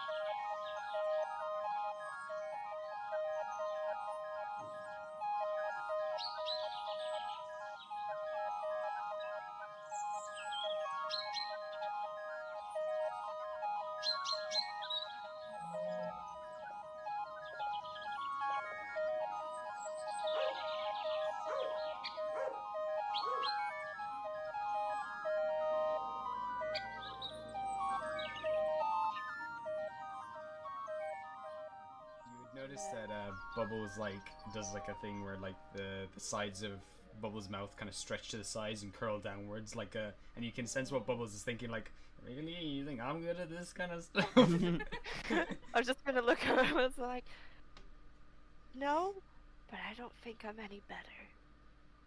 You really want me to go up to that man and go like, oh, it's okay, she wasn't much of a loss. See, I can't. Bubbles kind of points inside their mouth, and just you know what Bubbles is saying the whole time, and Bubbles is just trying to communicate like, I can't even talk. I think that's the benefit. Yeah, Fine, that's true. okay. Ghostly, I think this might be for you. What's that then? Like, go give Brian a hug. Oh, Brian's upset because now Cinta's in bits on the floor.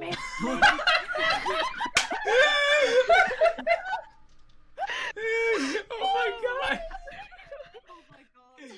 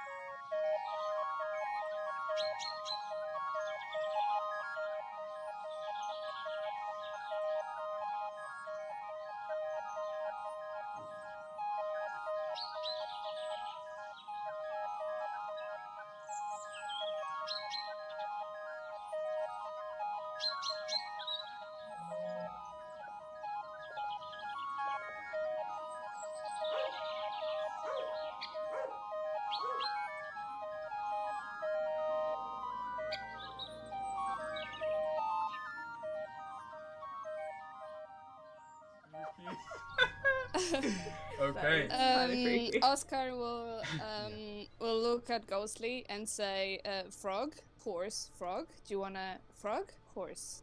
Do you wanna go on top of the frog, horse?"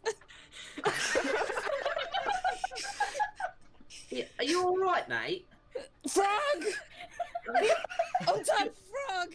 Do you hit your head? Oh my god. I will go next to Madame Sprout and just put my hands on top of the frog. Safe, very safe. Eternal Oscar right now.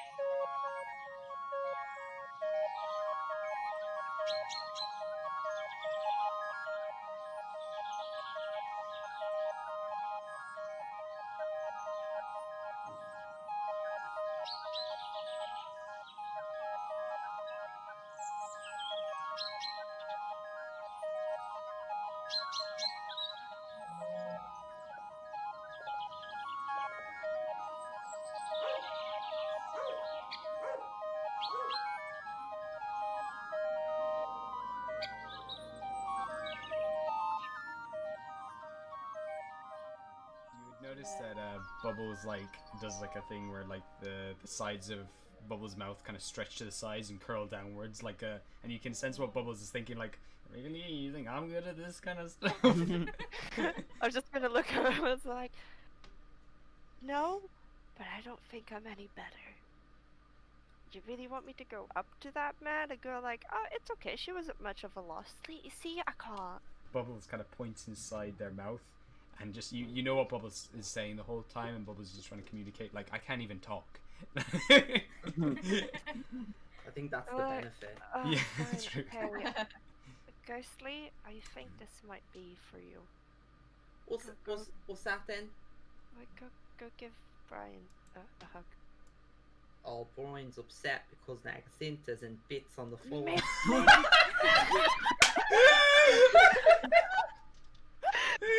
Oh my god! Oh my god. Oh my god.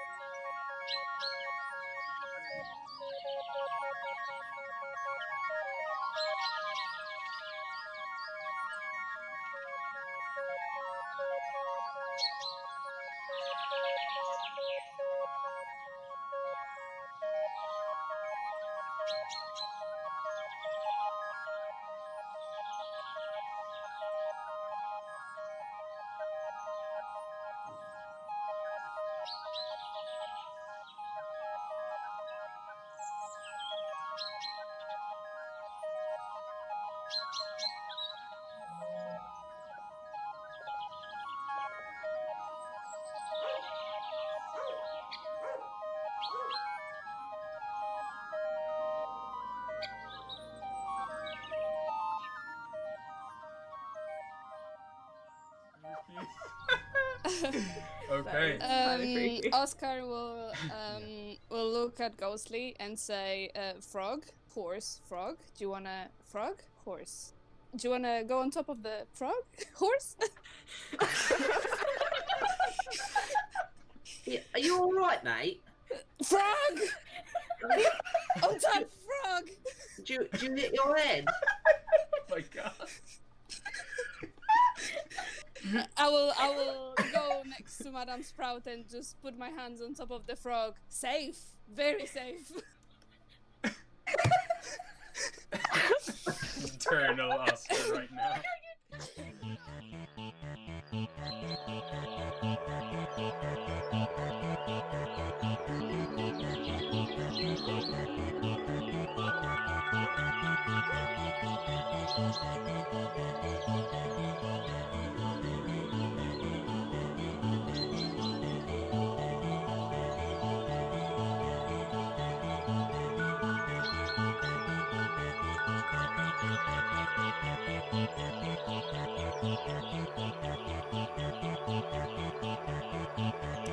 All right, 3, 2, 1.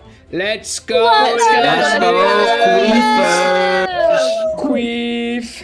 Queef. Everybody say Remember to queef. screen share. Welcome to the queefdom, lads. Welcome Oh to yeah. the queefdom. Screen share. Jesus. Fuck. There we are. Okay. So, you have just defeated these two weird eldritch creatures that were torturing poor souls in here with the fragmented pieces of Thoris's hammer, and have now rejoined the pieces. And Oscar, you now wield Thoris's hammer, and I'm going to ask, does this change how you look in any way, do you think? Or do you think you still remain Oh my god. the way you look? Well, let's go. I should have said this before the break. You could have been thinking about Brain juice. it. Well, I do think that, after the previous event of me getting slightly, aged up, Mhm. I do like to think that there's some, white hair bits. But I have the feeling that I want to, design something cool for it. But I need to think. I But think I like to include some elements to it, definitely. Yeah, I think slowly over time, the more you wield the hammer, maybe it will start changing. But maybe there's no initial effects right now. Maybe my fur constantly looks just electrocuted. At the moment, you're trying to deal with the frizziness of it. I love it.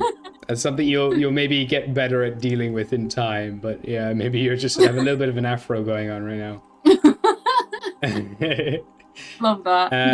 Beautiful. Luckily, it's all kind of matted anyway. It's all kind of dreadlocky as is, so there's not too much craziness there. But there's definitely the more poofiness to your fur. You definitely look bigger and stockier. Good fluffed up. Amazing. So with the knowledge that if you continue through the northern doorway, you'll eventually get deeper into this. Into the kind of depths of this temple. Do you want to head that way or do you want to head down? It's up to yourselves. I want to do something first. Yes, yeah. Sorry, mouth of pizza. Mm-mm. So that glass bottle thing. Yes. It's connected to a line, that thing that's pumping it. Yeah, there's these kind of strange dark metal, almost pure black metal coils that connect. Can I try and check if there's a little leak somewhere in that? Yeah, you know what? Give me an investigation check, and I'm going to roll a d20, just a luck check. Okay, that is a 15. It's pretty easy to spot. There is this thing has been kind of made by people who they don't really know what they're doing. It's very kind of, it's been smacked together pretty roughly. So there's loads of kinks and cracks all over, and there's loads of ways for this. It's not built very efficiently. So there is definitely No. cracks and seams. Yeah. Can I take a vial and just take some of the fear juice? Yes, absolutely. Yay! 100%. Yeah, you have a vial of pure fear. Be very interesting if you start doing like a Natsu Dragon Neil thing where you start using other things other than blood and they start to affect you in weird ways. That's kind of cool. That's what I'm gonna try. Oh, hell yeah. I love it. Mhm. I love it. Yeah, cool. I'm done now. Hell yeah. You guys decide. May I raid the bodies, please? Oh, Jesus! I mean, yeah, they're Yeah, no. got nothing on them really. Give me an investigation check. Yeah. Why not?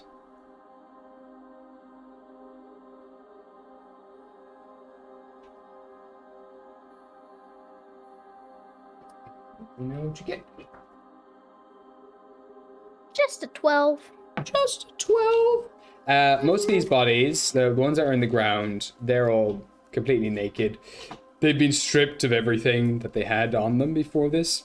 If you want, you can try to cut open the bags that some of them are wrapped in if you want to do a more thorough investigation, but you haven't found anything really on anyone so far.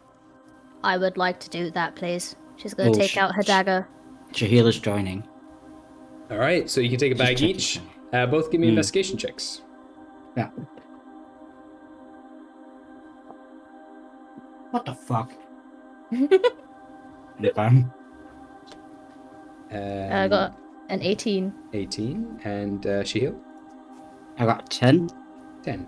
Shahil, you don't find anything, but Quill, as you open up your bag, there is a waft of lavender. And as you look around, you kind of try to find where that smell is coming from. This person has a very thin white ring that looks like it's been woven together by the stems of a flower, and the top of the ring is a white flower that is emitting a fine purple vapor. And you find a perfume ring. Once a day, you can have this very delicate ring emit any kind of scent or smell that you choose within a 5-foot radius. And it lasts for an hour. You know what these are as well. You've kind of been around, and in high society, these are very popular. They're kind of like, so this person you can tell was a noble of sorts. Once She's their face instantly taking it the moment she knows it's a noble. I mean, their face as well. You can't really tell like who they were or anything because the Thoros piece that went through their head has kind of left their whole face concaved. Yeah. But they're very popular because they can help you create very unique fragrances. Often nobles will use them to create their own kind of odor, their own unique odor.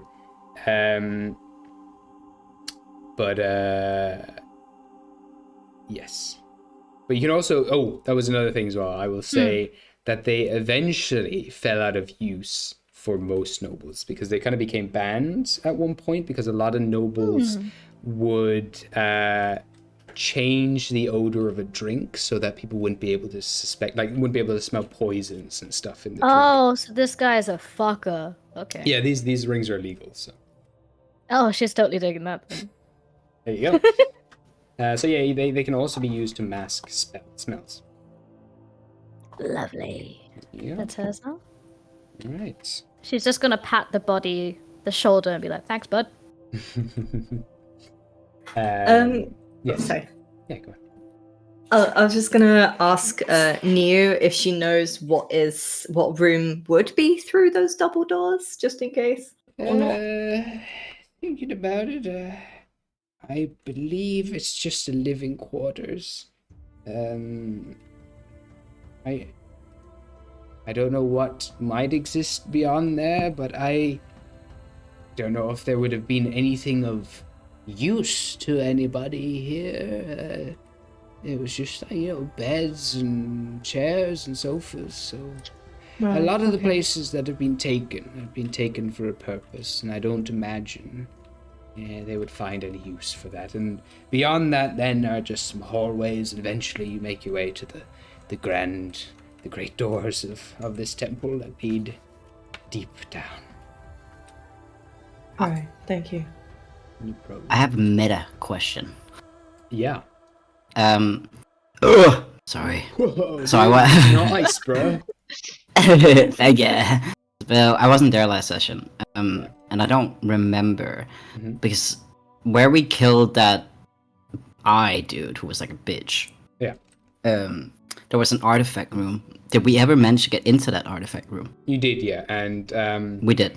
one of you now possessed. There was an artifact in there that was this orb of kind of pure divine energy. That Oh, could I be- have it. Yeah, that can be released to create some sort of protection. Okay. I just wanted to Yeah. make sure. Well, in that case, whatever you guys want to do, I don't care. I'm following. Okay. Right. Do people want to scout out the supposed living quarters for anything of use, or do we want to head straight down? So you know that heading north into the living quarters is where you're going, is the direction to the depths of the temple. Right. If you go down, if you go south, that just heads to another part of the temple. You don't know where it goes. Right. Oh, let's go okay. that way. Which way do people want to go? Living You know- quarters for me. Right, but we can always come back there. Let's take a little stroll through the south, maybe. But what if there's like really cool things in there? Right, but we are legit coming back to that place. Oh, Yeah, so we'd walk this way, south, and then we come back and we go through the living quarters. So it's more things to see, we're steady. I thought the living nice. I quarters were agree with down. Shahel. Where did you say we're going? I think it's called south. I'm not sure. South, I we're just heard going someone. south. Yes, we're going south. I thought the living quarters were south. Living quarters are north. Oh, north. Yeah. Okay. Yeah. Okay. Oh, because I was asking what was by the south doors. Sorry. Oh, sorry, my apologies. that's fine, I didn't specify. South is yeah, that's where we it was the preparation room, I believe, where we would transport artifacts out of here. The artifacts would be repaired here and then sent to the preparation room to be packaged and yeah, that's about it. Yeah. That means there could be artifacts there. There could be. I yes, vote maybe. down. I vote south. Yeah, okay, South. one vote for south. What about everyone else? Yeah. I'm not voting. I was actually the one saying it, but I think we should go south, whatever that is. All right. Before we go south, can I do a quick spellaroo? For Grog. Oh, yeah. Can I do another healing word on him? Yeah. At second level, please. Yeah, of course. You can definitely do it. So that's 8 points altogether. No. Yeah. 8? And you add your charisma modifier as well. So it's a d4 times 2. And I get to put them at full. Do I have to roll it? Or do I have a thing that makes everything... Because I'm a grave Oh, cleric. yeah. It's always full. That's crazy. Fuck, man. Yeah, let me I should just have been a deaf cleric. Nah, man. Yeah, let me just double check. I don't doubt you for a second. I just want to see it for myself. No, because I have yeah. read that, I think. Yeah, Circle of Morality. Yeah, Circle of Morality. You gain the ability to manipulate the life when you would normally roll one or more dice for hit points. I think it or has to be at spell. 0 hit points, though. Yeah, if the creature's on 0, then they get the highest amount. Yeah. Okay. Yeah, okay, so I do have to roll it. Yeah, so you roll you're rolling a second level, so 2 4-sided dice and add your charisma modifier. 2 4-sided dice. Where the fuck are they? Pyramid boys. The pyramid heads. I'm very curious as well. I found out that there was like an exploit with YouTube and stuff, and I wonder if it's working on Twitch or not. If you open this stream in multiple windows, not like tabs, but if you open this stream in multiple windows, I wonder, does it count as a different viewer every time? I'm just so curious. Windows. Yeah, so when you open a browser like Chrome or whatever, you can add new tabs. If you just open a whole new window instead of a new tab and play the stream in that, I wonder if the view count goes up. No, I just tried it. Okay, never mind. Unfortunately, it has to be different profiles. Yeah, usually it is, but in YouTube it doesn't. Yeah, you can open it as You different. Maybe this is just means you have to move to YouTube so we can exploit them. Oh. Yes. Can I use this chance to heal myself as well, if that's okay? Of course, yeah. Did you Because want I did drop a little bit. Yeah, 100%. Did you want to cast a spell, or were you taking a No, shift? I'm using one of my Circle of Dreams features. Yeah, absolutely. Yeah, go right ahead. Yeah. Saving spells for later. Yes. Thank you. I then add my charisma, correct? Yeah, add your charisma modifier. Grand, so that's 7 for him. Alrighty. Give it to me, son. He's on 49 now, as he's. There you go. Because I know that. Yeah, I know that he is our main health guy. Health sponge. And we're about to go fight God, so. Keep in mind as well, you still have the sanctuary available, which you haven't used. Which will, if you take a short rest there, it'll give you all the benefits of a long rest.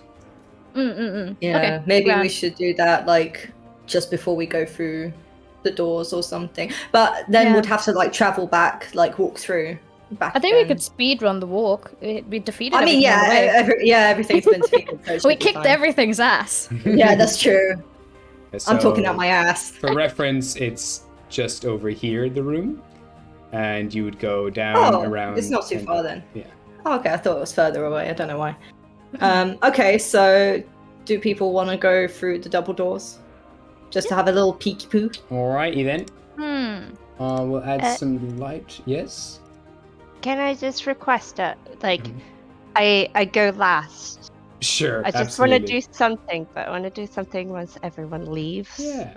Alright. And we'll head through to the next room.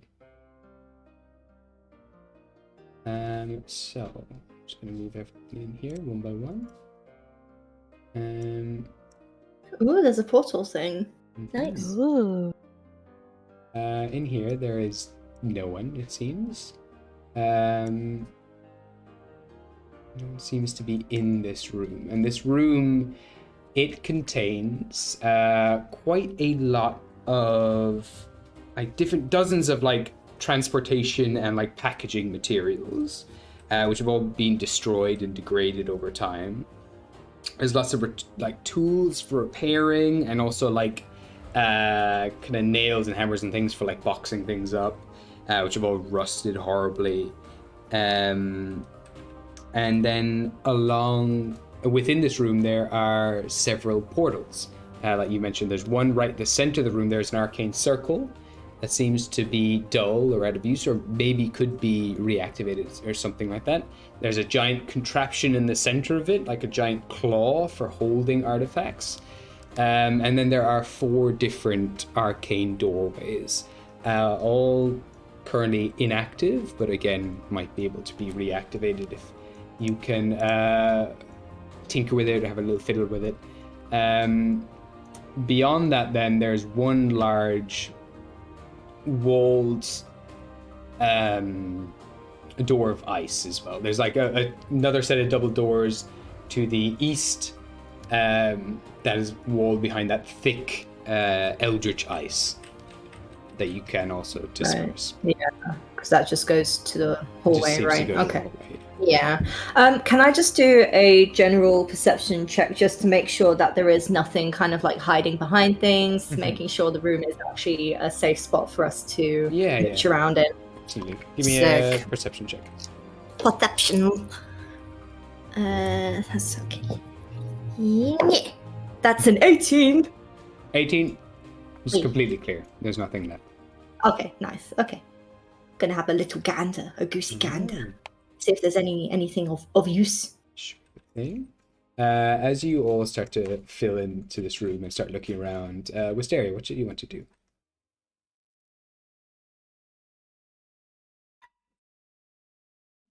Oh. Have I cut out? No. You're No, muted. Hi. Hello. Wister is gonna like clean her trousers and just like go on her hands and knees on the floor. Well, on her knees on the floor, but like her hands are on her knees. I don't know if that's how you say it. Yeah. Hands and knees. Yeah. Sure.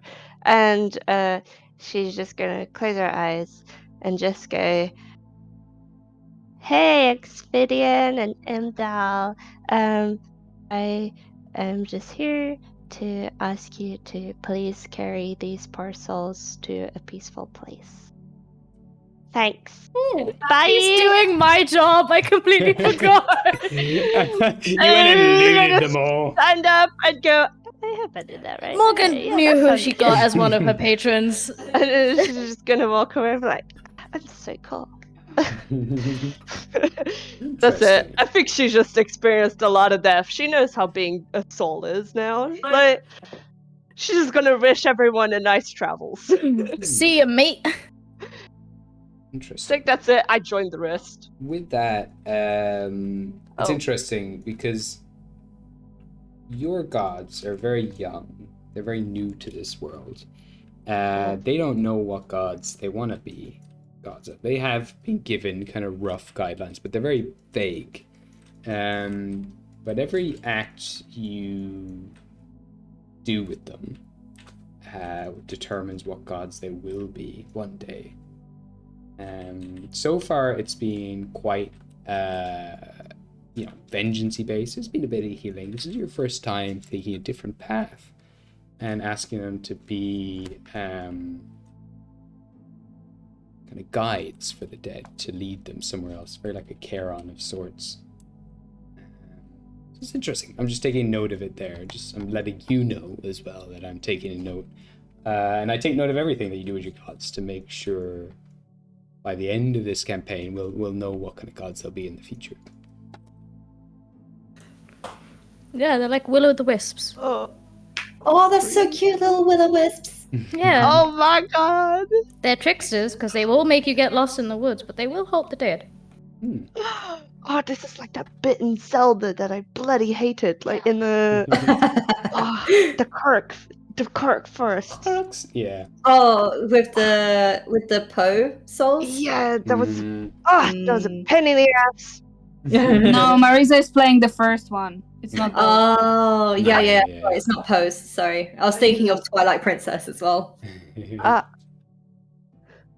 All right. So, now looking around in this place, I will.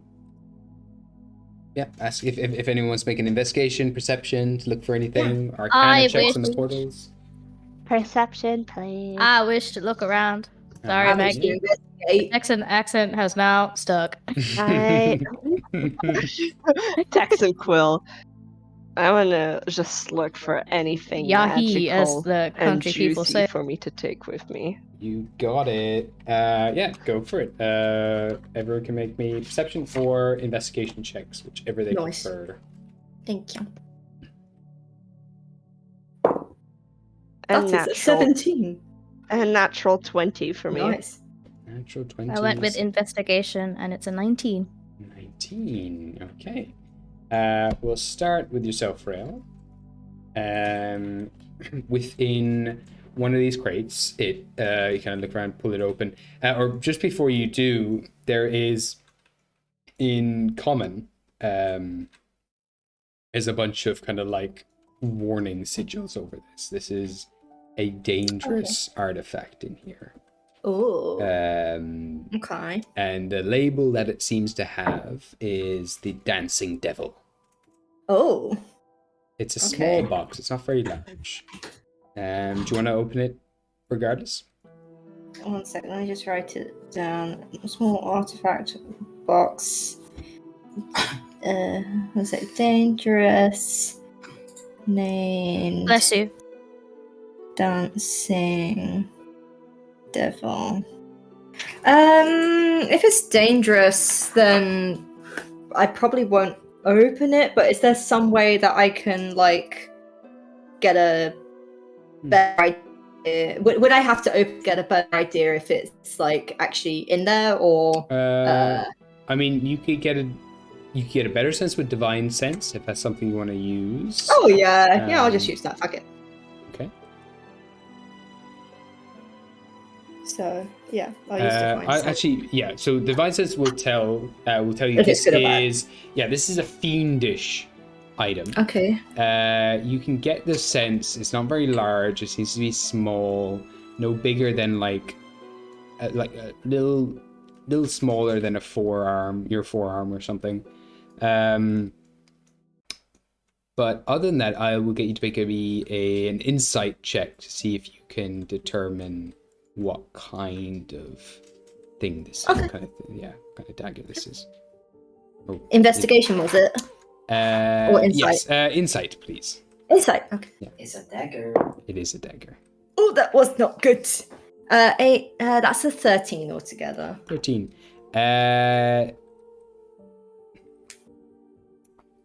You get the sense, first of all, that it is not sitting still in the box. It seems to be floating within the box. But other than that, you can't really tell what it does or any other properties of it. Okay, so I don't know that if I open the box, it's going to go whoop, whoop, whoop, like everywhere. Yeah, might do. It's hard to tell. Okay. I'll keep it closed for now, but is there some way that I can, like, maybe put it in Quill's bag of holding, just in case? Because it might come in handy. Hold on. Or Shahil comes over. Well, that's kind of what I mean, you guys can stop. Rael, you can stop me if you really don't want me to. But Shay's gonna come over. He's like, "Ooh, what is that?" And he's gonna open it. Oh no, he's gonna like You can try grab his wrist just for a second and just be like, whoa, hold on a minute. This says it's something dangerous inside called a dancing devil. Do you know what that is? I mean, I am a devil and I have danced, so I'm,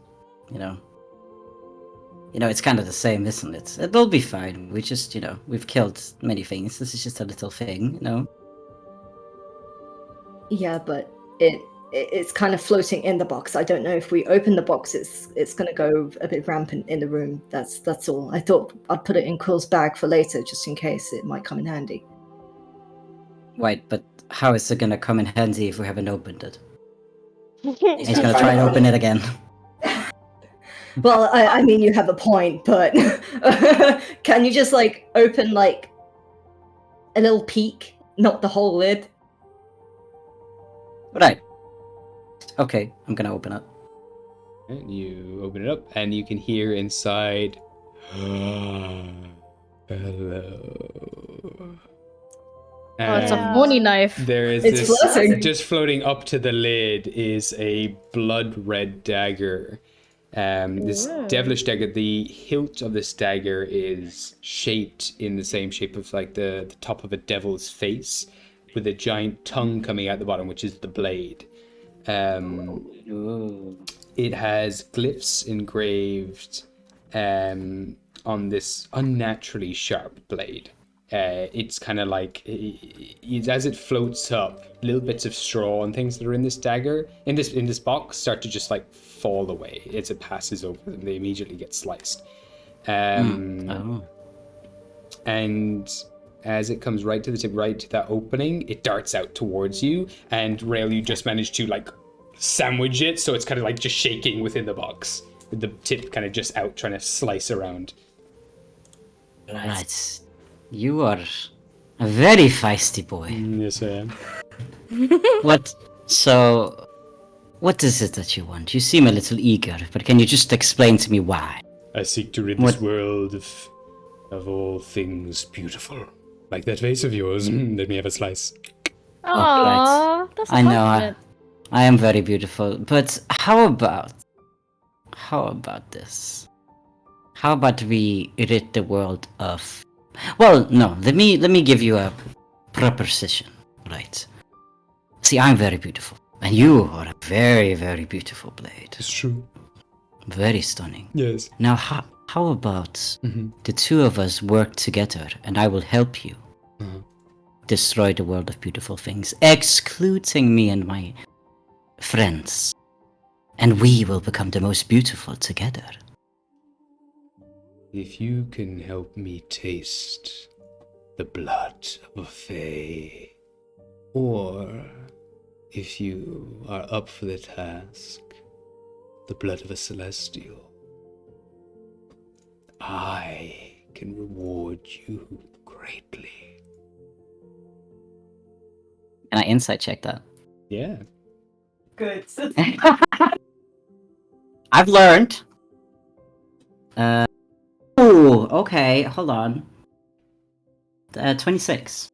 26. This is a devil at work trying to make a contract. This blade is a devil, and they want to make a contract with you. Okay. That's how devils work. And once you sign a devil's contract, there's both benefits and negative effects to these things. They never usually go well. The devil usually gets what they want. This one seems to want, the blood of the Fae or blood of Celestials. As long as it can keep getting those things, things will be good, you imagine. If you cannot provide those things, things will start going badly. Okay. So, I see what you're doing, you little snarky one. Now, what are the terms and conditions if I do not, manage to provide you with the blood that you seek? What will you do? I won't bore you with the details. It is quite a long contract, but give me your blood and we can sign it. If you can provide me with the blood of these beings, I will provide you with dark, powerful boons of my power. But the longer you do not provide me with this blood, every time I go without this blood, I will have to take a little bit of yours. And I will slowly...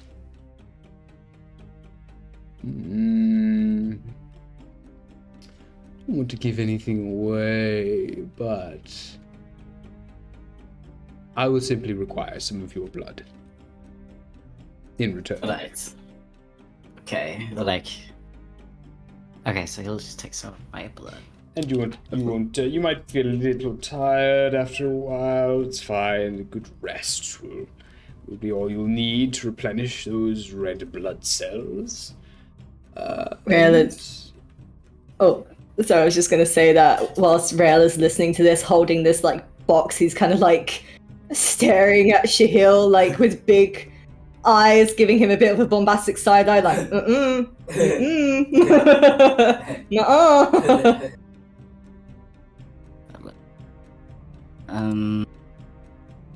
How about we enter a trial period?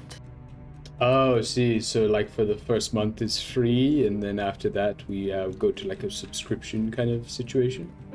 Right, exactly. But if I deem myself not beautiful enough and powerful enough to help you, I'll help you find someone else. Oh, sure. Yeah, absolutely. I mean, you can cancel anytime you like. There'll just be a little bit of paperwork. Right. What is the fee for this cancellation? No, nothing at all. You don't need to worry about anything. It's free. Insight check again. Yeah, insight check the bitch. This is fun. I like him. That is these are good. That's a 21. It's gonna be a bitch to try to cancel. It's not that it's going to be difficult necessarily to do. You can cancel whenever you want, but devils don't like people to leave their pack, so he's gonna make it as enticing for you as possible. If you're okay, I'm gonna stop this now, it's oh, you were just about to get this epic boon that allows you to fly, but that's okay, no problem. All right, but I can't just cancel it. You can't. He's just gonna try to talk me out of it. I can just say no thanks. Yeah. That's. I mean, if that is the pact you're making, you're free to add whatever rules into this as you like. And if that is a thing you want to put in, he will do what he can to try to bend those rules and to try to keep you in the pact. But you get the sense that everything you're saying right now is being written up. Okay. So essentially, what I'm adding is that we're entering a trial period of 1 month. Yeah. Where I can just kind of test it out, and then if I want to cancel it, I can cancel it at any times. No fees. It is free. But he will try to talk me out of it. Yeah. And I also want added that when he wants to get this blood and he's gonna take my blood instead, he has to tell me at least like an hour beforehand. Okay. She just gonna look at Rayla. He's gonna kind of lean down. He's like, that's a pretty good deal. Alright. I will say, in return, if you wish to cancel the period, like you said, you'd find someone else. If you cannot find someone else within 24 hours, before the end of the month, alright, I keep you forever. Alright, now this deal isn't as good. Rail's just like, almost like hissing a whisper, like, are you insane? Are you insane right now? UN contracts don't go well. The last one went alright. Dude's a nice guy. But I changed the terms and conditions. I did my work this time. I didn't just say it.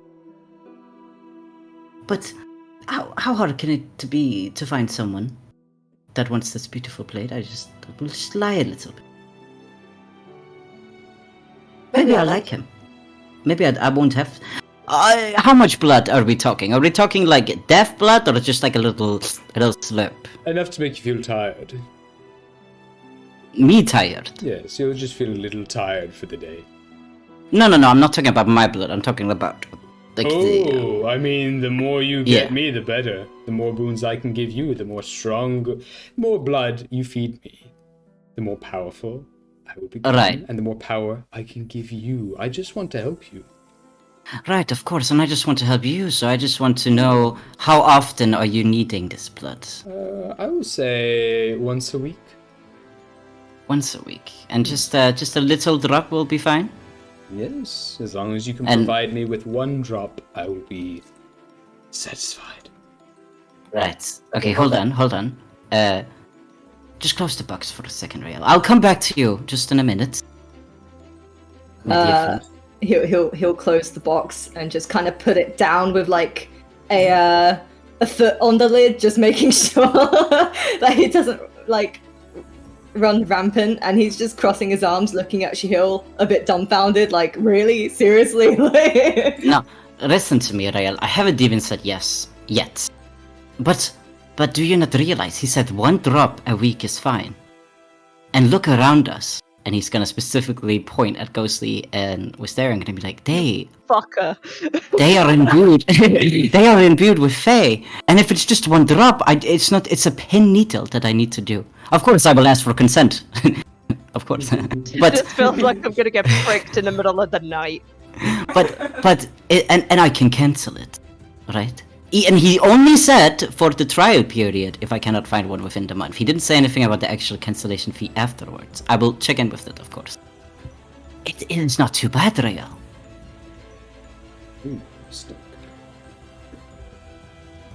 He's still like crossing his arms. He's still not that impressed with the whole ordeal. Kind of flicking his eyes over to Wisteria and Ghostly. Like, do you really want to drag them into that kind of contract, or? Oh well, I'm not direct. It is my contract. But Wisteria, my dear, can you come here for a second? This is so sad, but Wisteria is actually going to be so happy that Shihil called her. Oh no, this is so bad. He's gonna. never calls her. She's like, oh my. True. How can I help? Hi. He's gonna crouch down so they're eye level and just kind of take her head and just like, right. This is kind of weird, isn't it? Before I used to be able to reach you, now you have to reach me. Look at us, we're so cool. I know, we are very cool. I do like this new form of you. Now, you have to. You have to listen to me. Yeah, I know. I understand. Yeah. This is a bit important, right? I'm gonna do something, and it's a bit dangerous, right? But Then why are you doing it? well, because it will be of great help to everyone, including you. But to do this, I will, and you can say no, Wisteria. I will not be angry. This is your choice. Remember, you are the hero that you want to be, and you can do what you want, right? Yeah. Right. You're To not do gonna this- ask me to die again because No. I'm not gonna lie, that wasn't a pleasant experience. No, well, if I make you die, Rael would kill me. So that's not happening, and I mean, don't that's want good you to to hear die. at least. Yeah. Now, I will need to get a bit of your blood. I'm talking a drop. I will not have to slash you. I will not have to hurt you. I will have to do a little prick on your finger to get 1 drop of your blood a week. Would you want to do that, or do you not want it? Why?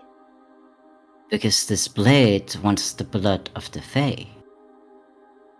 And in return, he will give me powerful things, but only if you want to give a bit of your blood.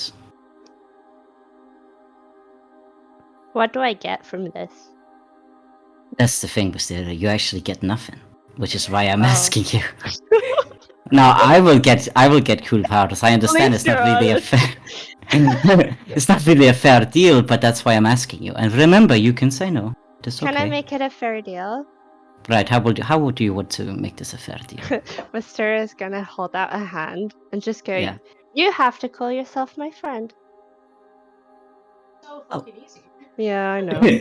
He's kind of taking it back a bit, She's a stupid little bitch. What can I do? taking it back, and kind of has like a look of like, you know, it's not often that Shahil kind of like loses his like facade of a face, and he's kind of like, oh, he's gonna look back at Rael. He's like, he has a little like his conscience hurts just a little bit, and he kind of like looks back at Wisteria. He's like, you can add a bit if you want. I can do more than just that. But then that wouldn't be fair. Right. Okay. Well, how about this? I will call you my friend, Yay. and you will give 1 drop of blood, and in return, I will give you 3 wishes that I will try to grant for you, and you can ask for it anytime. I get 3 wishes. 3 wishes, and if I can do it, I will do everything in my power to do it for you. That sounds enticing. Shall we add that onto the deal then? Is there any like terms and conditions for these wishes? He kind of thinks about it for a second. As long as I will not die, no. I mean, realistically, I can bring you back, but I won't kill you. Right. But you know, Wisteria, you are my friend, and in turn, I also, you know, we got on the wrong foot, but I do consider you a family. I will try my best to help.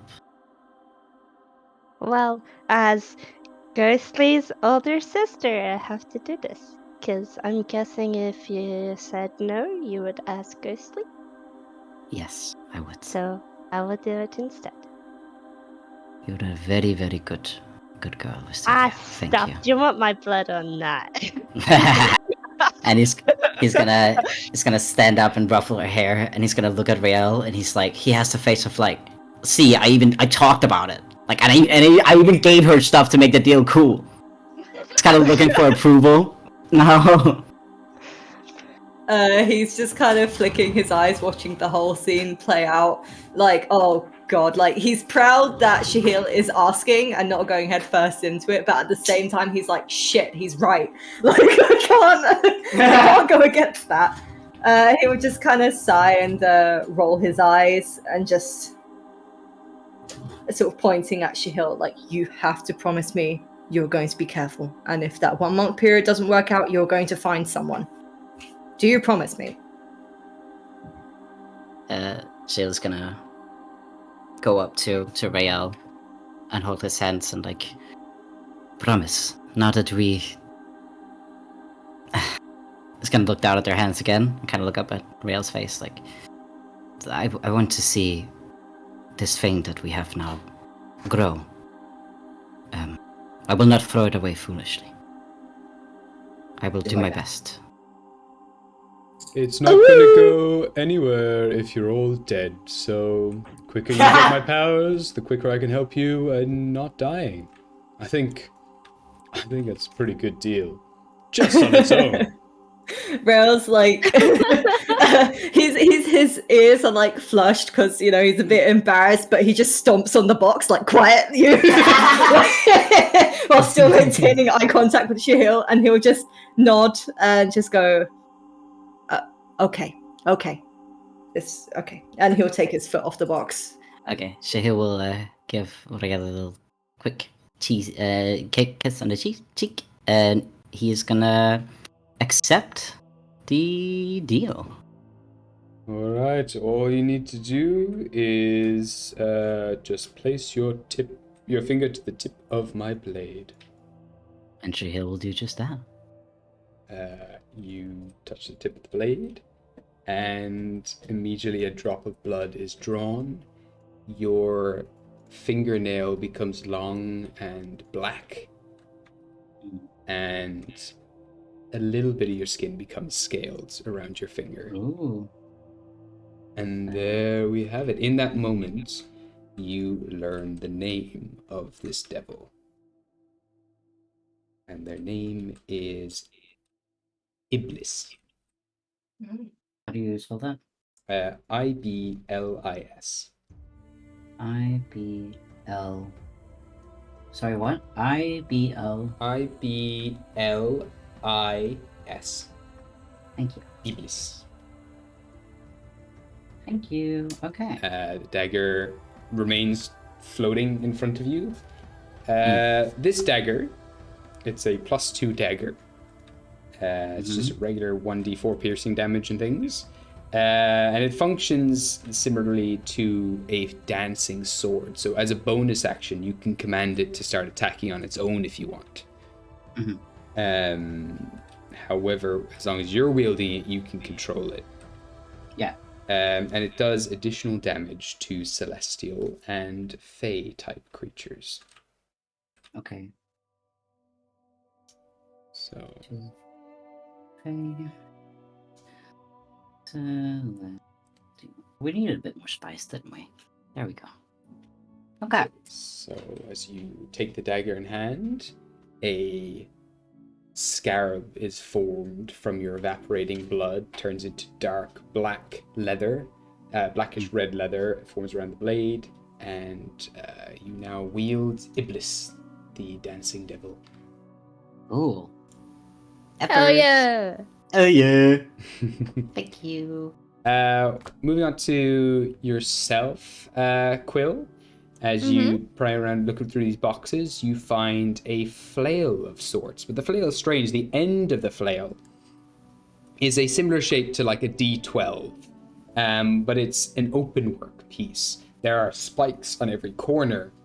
And you see there's a slight lever on this flail. And when you click it, the chain extends, but it's not extended with like metallic chain links. Instead, they become these chain links of pure yellow light, which extends the flail like another 20 feet. And you can see there's also a small contraption on the end of the flail, like the spiky ball at the end, which could be opened if you wish to put a vial of any kind inside of this flail, which will smash on contact when it hits something.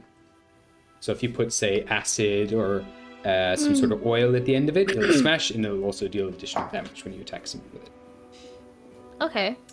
It's a +1 flail, and it is called Willet's Flail. Willits? Willets.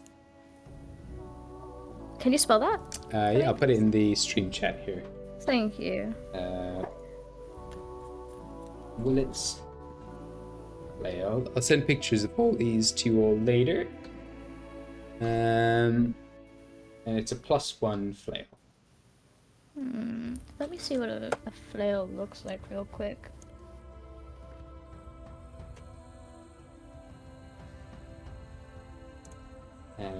Oh, okay. big stick with a fucking hole at the end. Okay. Was there anything else that Quill found? No, that is it. If you're unhappy with it, you can give it to someone else.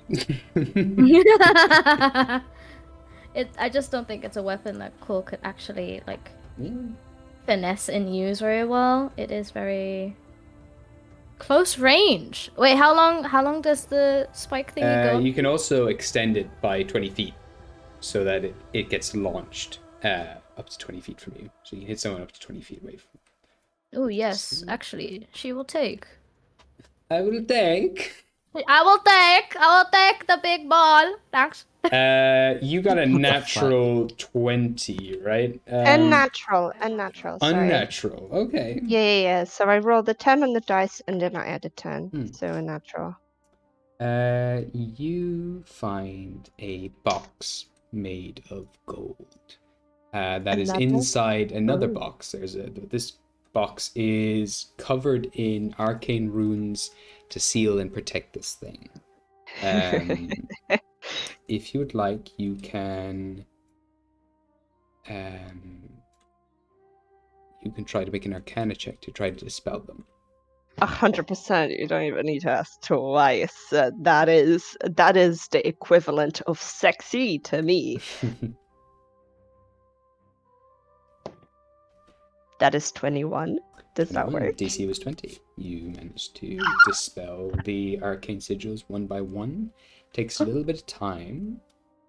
However, when you open up the box, radiant sunlight shines up on your face. You can feel the warmth of the sun on your face inside this box. And there is a beautiful golden amulet of 3 individual figures.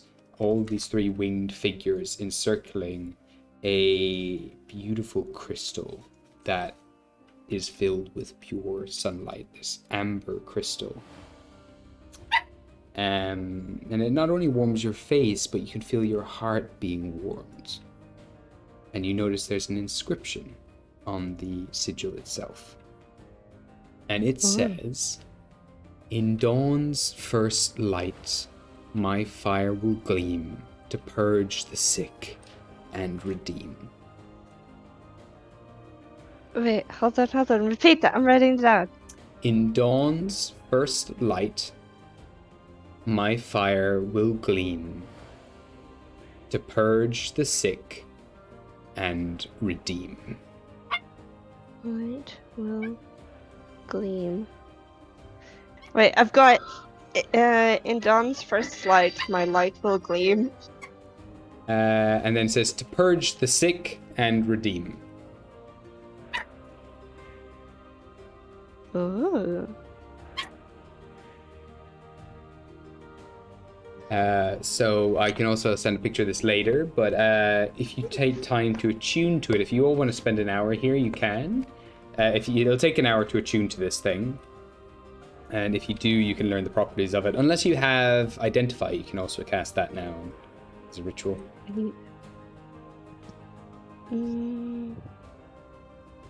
I don't actually think I've got Identify. Well, Shahila's gonna come up from behind and cast Identify. There you go.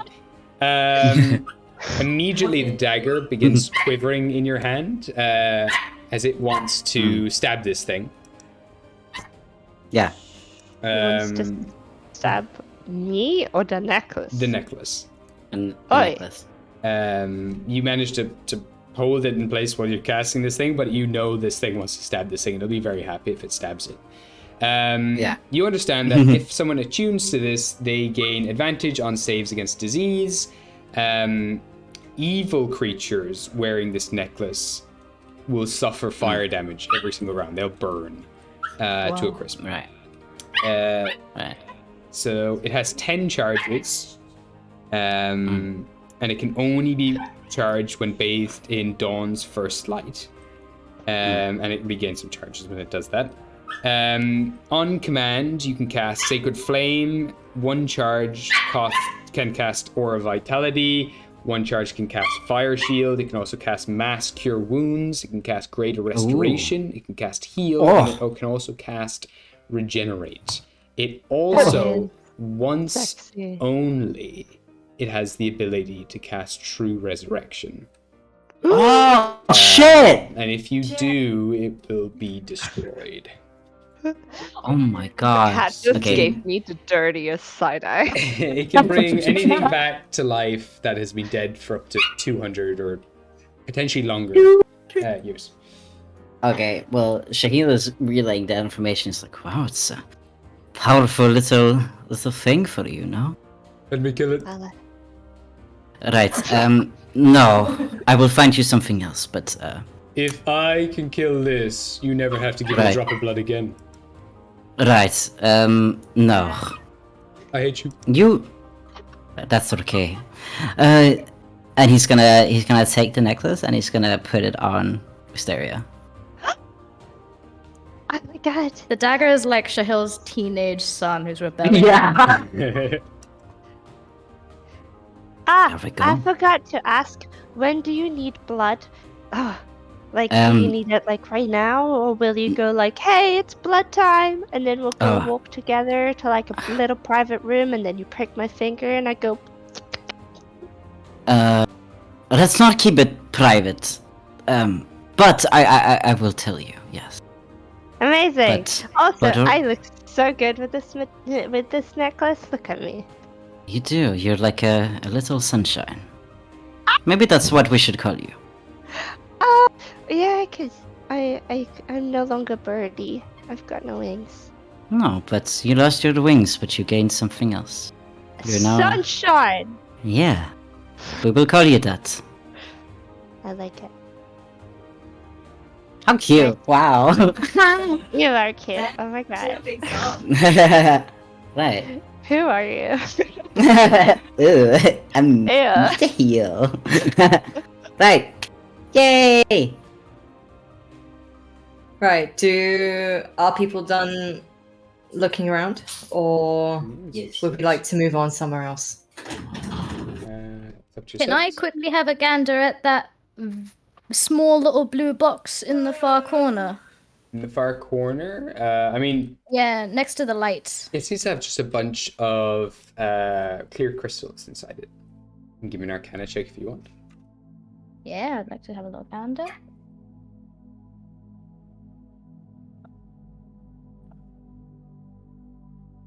Oh,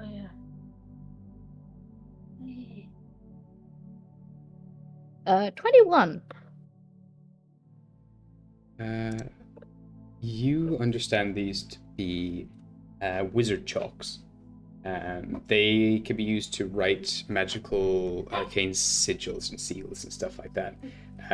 You'd use them to make things like sorry about the doggy. That's You use okay. them to use to draw like teleportation circles and other glyphs and things. Anything that costs material components, you can use these to draw the spell and use them instead. Okay, she's just gonna take like 3 or so handfuls and just chuck them into her bag. You got it. You can put down wizard's chalks. You can put down like I'm gonna roll some dice, and I will say you have 11 pieces of wizard chalk. Each one is worth about 50 gold. Nice. Damn, expensive. We only got the best in this household. Nice. With my 998,000 gold. Fucking hell. And my fancy wizard chalk that everyone will eventually be using because everyone's a wizard. Fucking hell. Right. Alright. Well, did we want to have a... Well, Niu, you said that in the other doors was the living quarters that goes down to Oh yes. the lower floors, yes? Yes. After past the living quarters, you can start making your way down the main corridors where we store most of this temple's most prized and precious artifacts, and then Right. just before that, that'll lead you down eventually to the excuse me, to the final doors to the base of the temple. To where Mother is, correct? I believe so. Yes. Right, okay. Well, shall we move through to the living quarters and maybe we'll see if we can, if people want to have a small rest before we go further, Certainly. then we can do that. Yeah, we can absolutely. I mean, I'm more than happy to rest my feet. Yes. Okay. Is everyone okay with that? Yeah. Hell yeah. Yes. Yeah. Okay. Yeah, all right. You can make your way up to the living quarters. What a shit living quarter. Yeah, it's pretty shit. Oh my. Sorry, just the way that Maggie went, yeah, it just makes me think of, okay, Grandpa, let's get you to bed. Yay, living quarters. Woohoo. That's how it is when you hit 40. It's okay. Yeah. I love you, Grandpa. I'm so. I love you, Grandpa. I love you, Grandpa. All right, there you go. This is Back in my the- day. You made it to the living quarters. It's pretty, pretty rough in here. A lot of the bed sheets and stuff are covered in mildew or all like patches of mold, all that kind of stuff. But more or less, it's clean. There's no massive patches of mold growing anywhere, except most bed sheets. But you find that the bases of these beds are pretty well kept. You could have a small rest here if needs be. But yeah, if you want to spend a short rest here, spending an hour here, you can. If you want to roll any hit dice to get back hit points, you can go right ahead and do that. And also attune to items as well, if that's something people want to do. With spell slots, that's only long rest, yes? It's only long rests unless you are a warlock. Warlock get them back every short rest. Yeah, okay. Yeah. Oh. Whilst if people are we resting here or are we gonna go straight through? For me, I've got I've only used 3 spells, so I do have quite a lot of spell slots, but not knowing where we're going, I would like to do a long rest. But that's I'm fine everything else. I've got my HP. Yeah, but I'm thinking if we just, because we're not going down to Mutter yet. I have 57 HP. I'm a little bit hurt, but I'm not my max is 75. It's really not that big. I still have some spells, but I was more so thinking, should we just continue exploring for a bit and then go down? Because there was an artifact room before we went further down. So I'm thinking maybe we should forego the short rest now, explore, and then when we find that artifact room, then we'll do a long rest. And then Okay. Yeah. I would Okay. definitely want to attune to the necklace then, because then that would make Yeah, sure we'll do to that connect- in Yeah. the 'cause- long rest or Because okay. I'm reading it now, and even without my spell slots, I'll be able to heal everyone. So at least I've got that. I got a shield. Cool, Damn, cool. sorry. Hold on. yeah. So who are the people that are hurt in the party right now? I I'm am. Glug. I'm fine. I'm missing 5 HP. I am fine. It's Grug. Sure. I think me and Grug are hit a little bit. Okay, so just healing wise and spell wise, who would need to recharge? But I think most of us are fine. Yeah, I only I've used used one 3 spell and slots. 1 ghost, Oh. and I can't really recharge the harp anyway while we're down here, so I'm fine. No, Okay, yeah, then- I've used 1 level 2 and 2 level 1, so I'm fine as well for now. What if we just heal the people that need healing and kind of And be keep on a merry going? way. I I had don't know. Yeah, assumed yeah. I feel that like 1 hour is before a lot. I had assumed before we get into any big battles, we were just gonna teleport to the sanctuary, heal up there Yeah, we by can- taking we- that, and then we we can do don't that need as to do well. any big using up spells to get everyone's HP back kind of thing. Okay. Yeah. But with a short rest, we can use our hit dice, no? Yeah. Yeah, you can. Yeah, so, Okay. so we'll just do a short rest now, right? Okay, And then, or should we just wait? Yeah. What are we Feel doing, guys? I want to attune to my neck. Okay, if you So spend an I hour vote- during a short Okay. rest, you can attune to that, and you can also take a short rest, roll any hit points you Yeah. want to spend. Make sure to add Constitution to your hit dice rolls. Each How one many? gets Oh, it's just your hit die, yeah. your hit dice. You have, yeah. So typically like a D8 for most people, most classes. Like Yeah. Rail, I think has a D10. Barbarians get a D12, but most of you I think Yeah. are just a D8. Yeah, I see it here. So Just you that's can for sure. roll You add as your many of con. those equal to the amount of levels you have in that class. So each class has a different type Okay. of hit dice. So paladins have a D10. So Rail will have 12 D10 that they can spend in a day. Yeah. So on a short rest, you can spend as many of those you want. You can roll a dice when you spend one and add your Constitution modifier to each dice roll. So Yeah. yeah, if you roll 2, you're going to be adding Constitution twice. Yeah. Okay, so you can. Okay. Cool. Thank you. Well- Yeah. Can I ask, while the others are actually taking the short rest, can I go into the other room while they're doing this and just make like a row of the bodies? Yeah. Like neaten them up. Yeah. Is it also flooded in there?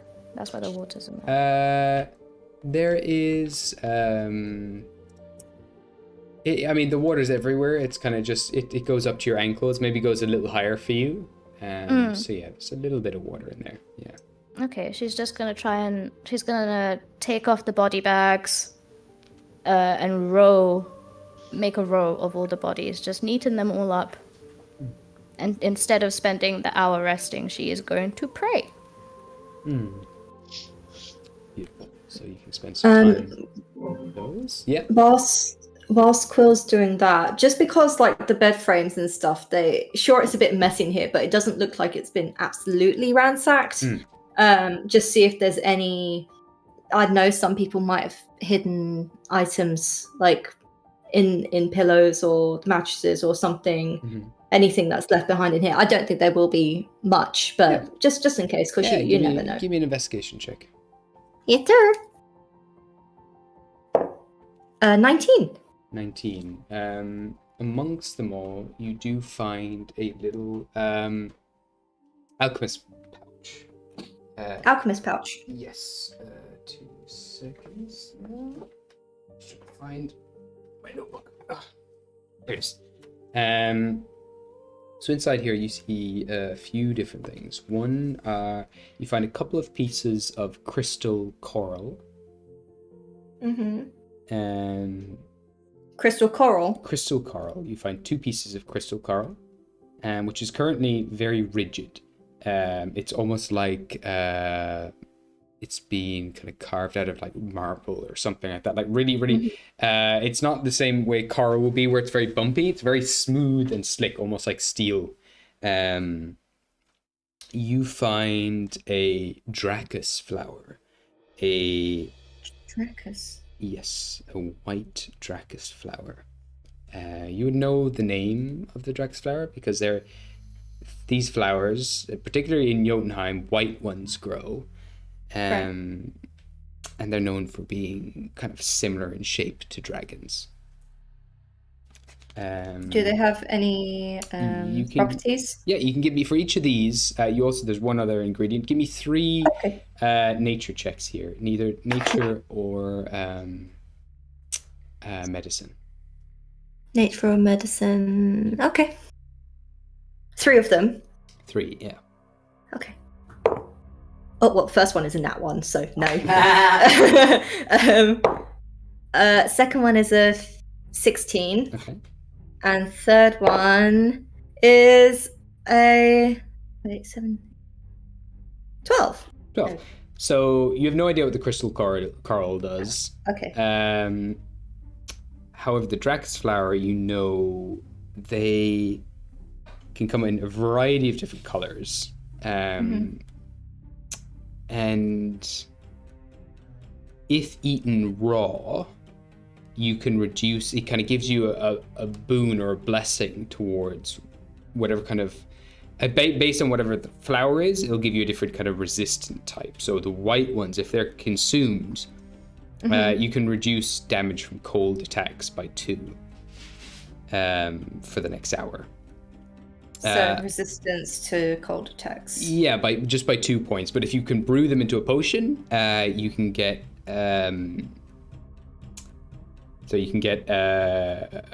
complete resistance for an hour. Okay. Equals full resistance For 1 hour. 1 hour. And then the final thing that you find is called Dittany, which is every herbalist has to have this. And you find, I'm just going to double check. You find 5 pieces of Dittany. So it's a must-have for herbalists. It's used mainly in it's the base of every kind of core antidote that can treat poisons or venomous bites. It's a succulent plant that has very thick leaves, and it contains this very fresh, minty smelling sap. Mm-hmm. And so if you eat it raw, for 1 minute you have advantage on poison saves, and you reduce poison damage by 2. But it can also be brewed into either an antitoxin or an anti-plague. So I'm just writing this down. So if brewed becomes antitoxin. Antitoxin or anti-plague. I'll send you pictures of both of these. Okay. Well, with all of that, I don't really need to rest. Like, I haven't really taken any damage, so I'll just sit on one of the beds and just kind of trying to think of kind of the next steps and where we're going to, trying to see if he can somewhat plan ahead with some of the knowledge that New's given about Mother, maybe, and see, okay, how can we do this? Kind of going back into his slightly military ways of, when you have sort of like a map on the table and you just go, okay, this goes here, but it's like in his brain instead. That's it. Yeah. You got it. No problem. So you all rest up. Has everyone rolled for your hit dice and everything? The long rest? Yes. All right. And in that moment, Wisteria, you find yourself attuning to this very powerful artifact. This artifact that embodies all of the traits of the god of the sun. Now 2 seconds, and I will just looking for something here in my notes. Sorry, find it.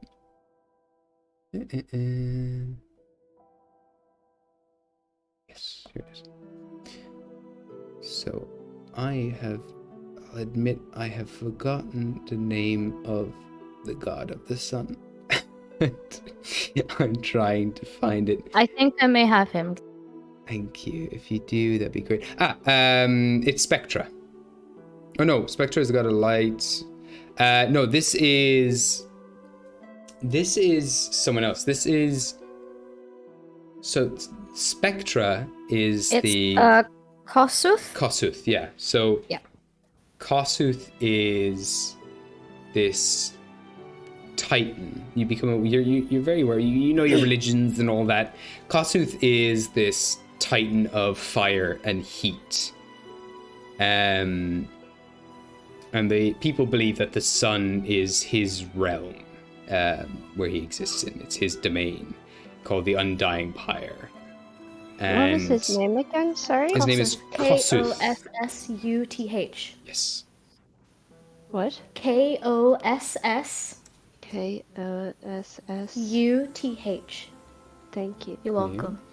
And you believe, so people believe that the sun is their domain, and that Spectra, the god of light, delivers his light, his heat, to the rest of Gostar. This artifact has been created not only by priests of Kossuth, but also by beings who worship Spectra, the god of light.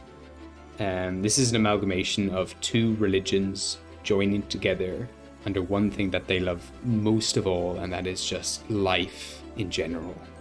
And all of that love for life has been bled into this gemstone at the center of this artifact. And as you attune to it, your body feels revitalized and it has this new will to live. And you gain, you have advantage from now on against like diseases and the like. And you now command any kind of aspects of the sun, which includes both the devastating powers of like fire, but also the ability to heal and to nourish.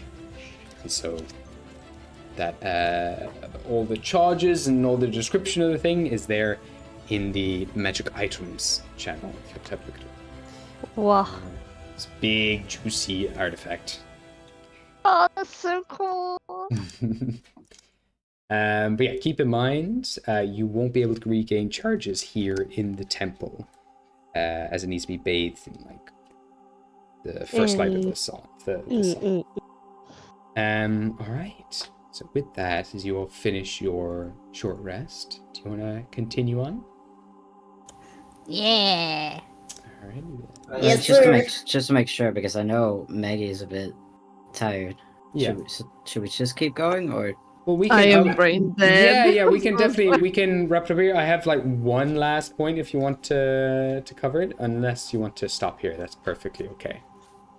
Whichever. How in are you, Maggie? To do the one last point. But if you guys want to keep doing the thing, keep doing the thing. I'm just staring into the ceiling. No, it's no problem. We can stop there if you'd like. Yeah, we can take a break. We can stop. Start back next week. Mm-hmm. Yeah. I don't mind. Okay. If that's okay. Yeah, this was great. Yeah. Sure. That sounds good. So you begin Thank to you. make your way down the tunnels. Dun-dun. And you will come across the first artifact within this temple. Next time. Next time. Next time. Next On the time. next episode. There we go. Thank you all for playing. Hope you enjoyed it. This was very fun. Thank you, Yeah. Gabe. Lovely. Thank you, Gabe. Should I do the thing? Yeah, go for it. Yeah. Okay, Yeah. Grant. Blue says yes. Thank you everyone for watching. Whoever will be watching later on or is currently watching, which I think is just me, but that's fine. You can see our other episodes on our YouTube channel. You can also find all of us individually on our social media, and all of our information are on our About page. You can check out our social media as a group on our TikTok, Twitter, Instagram, maybe Facebook if we're old-fashioned like that. I don't actually know if we have a Facebook, but we can make a Facebook if you want a Facebook. Either way. Again, thank you so much for watching. I'll be back in 2 weeks. Bye! Bye. Thanks! Bye. Thank Nice you to you! all. See you all. Bye Stay bye. queefing, queefers. Stay queefing, as they say in the queefdom. There we go.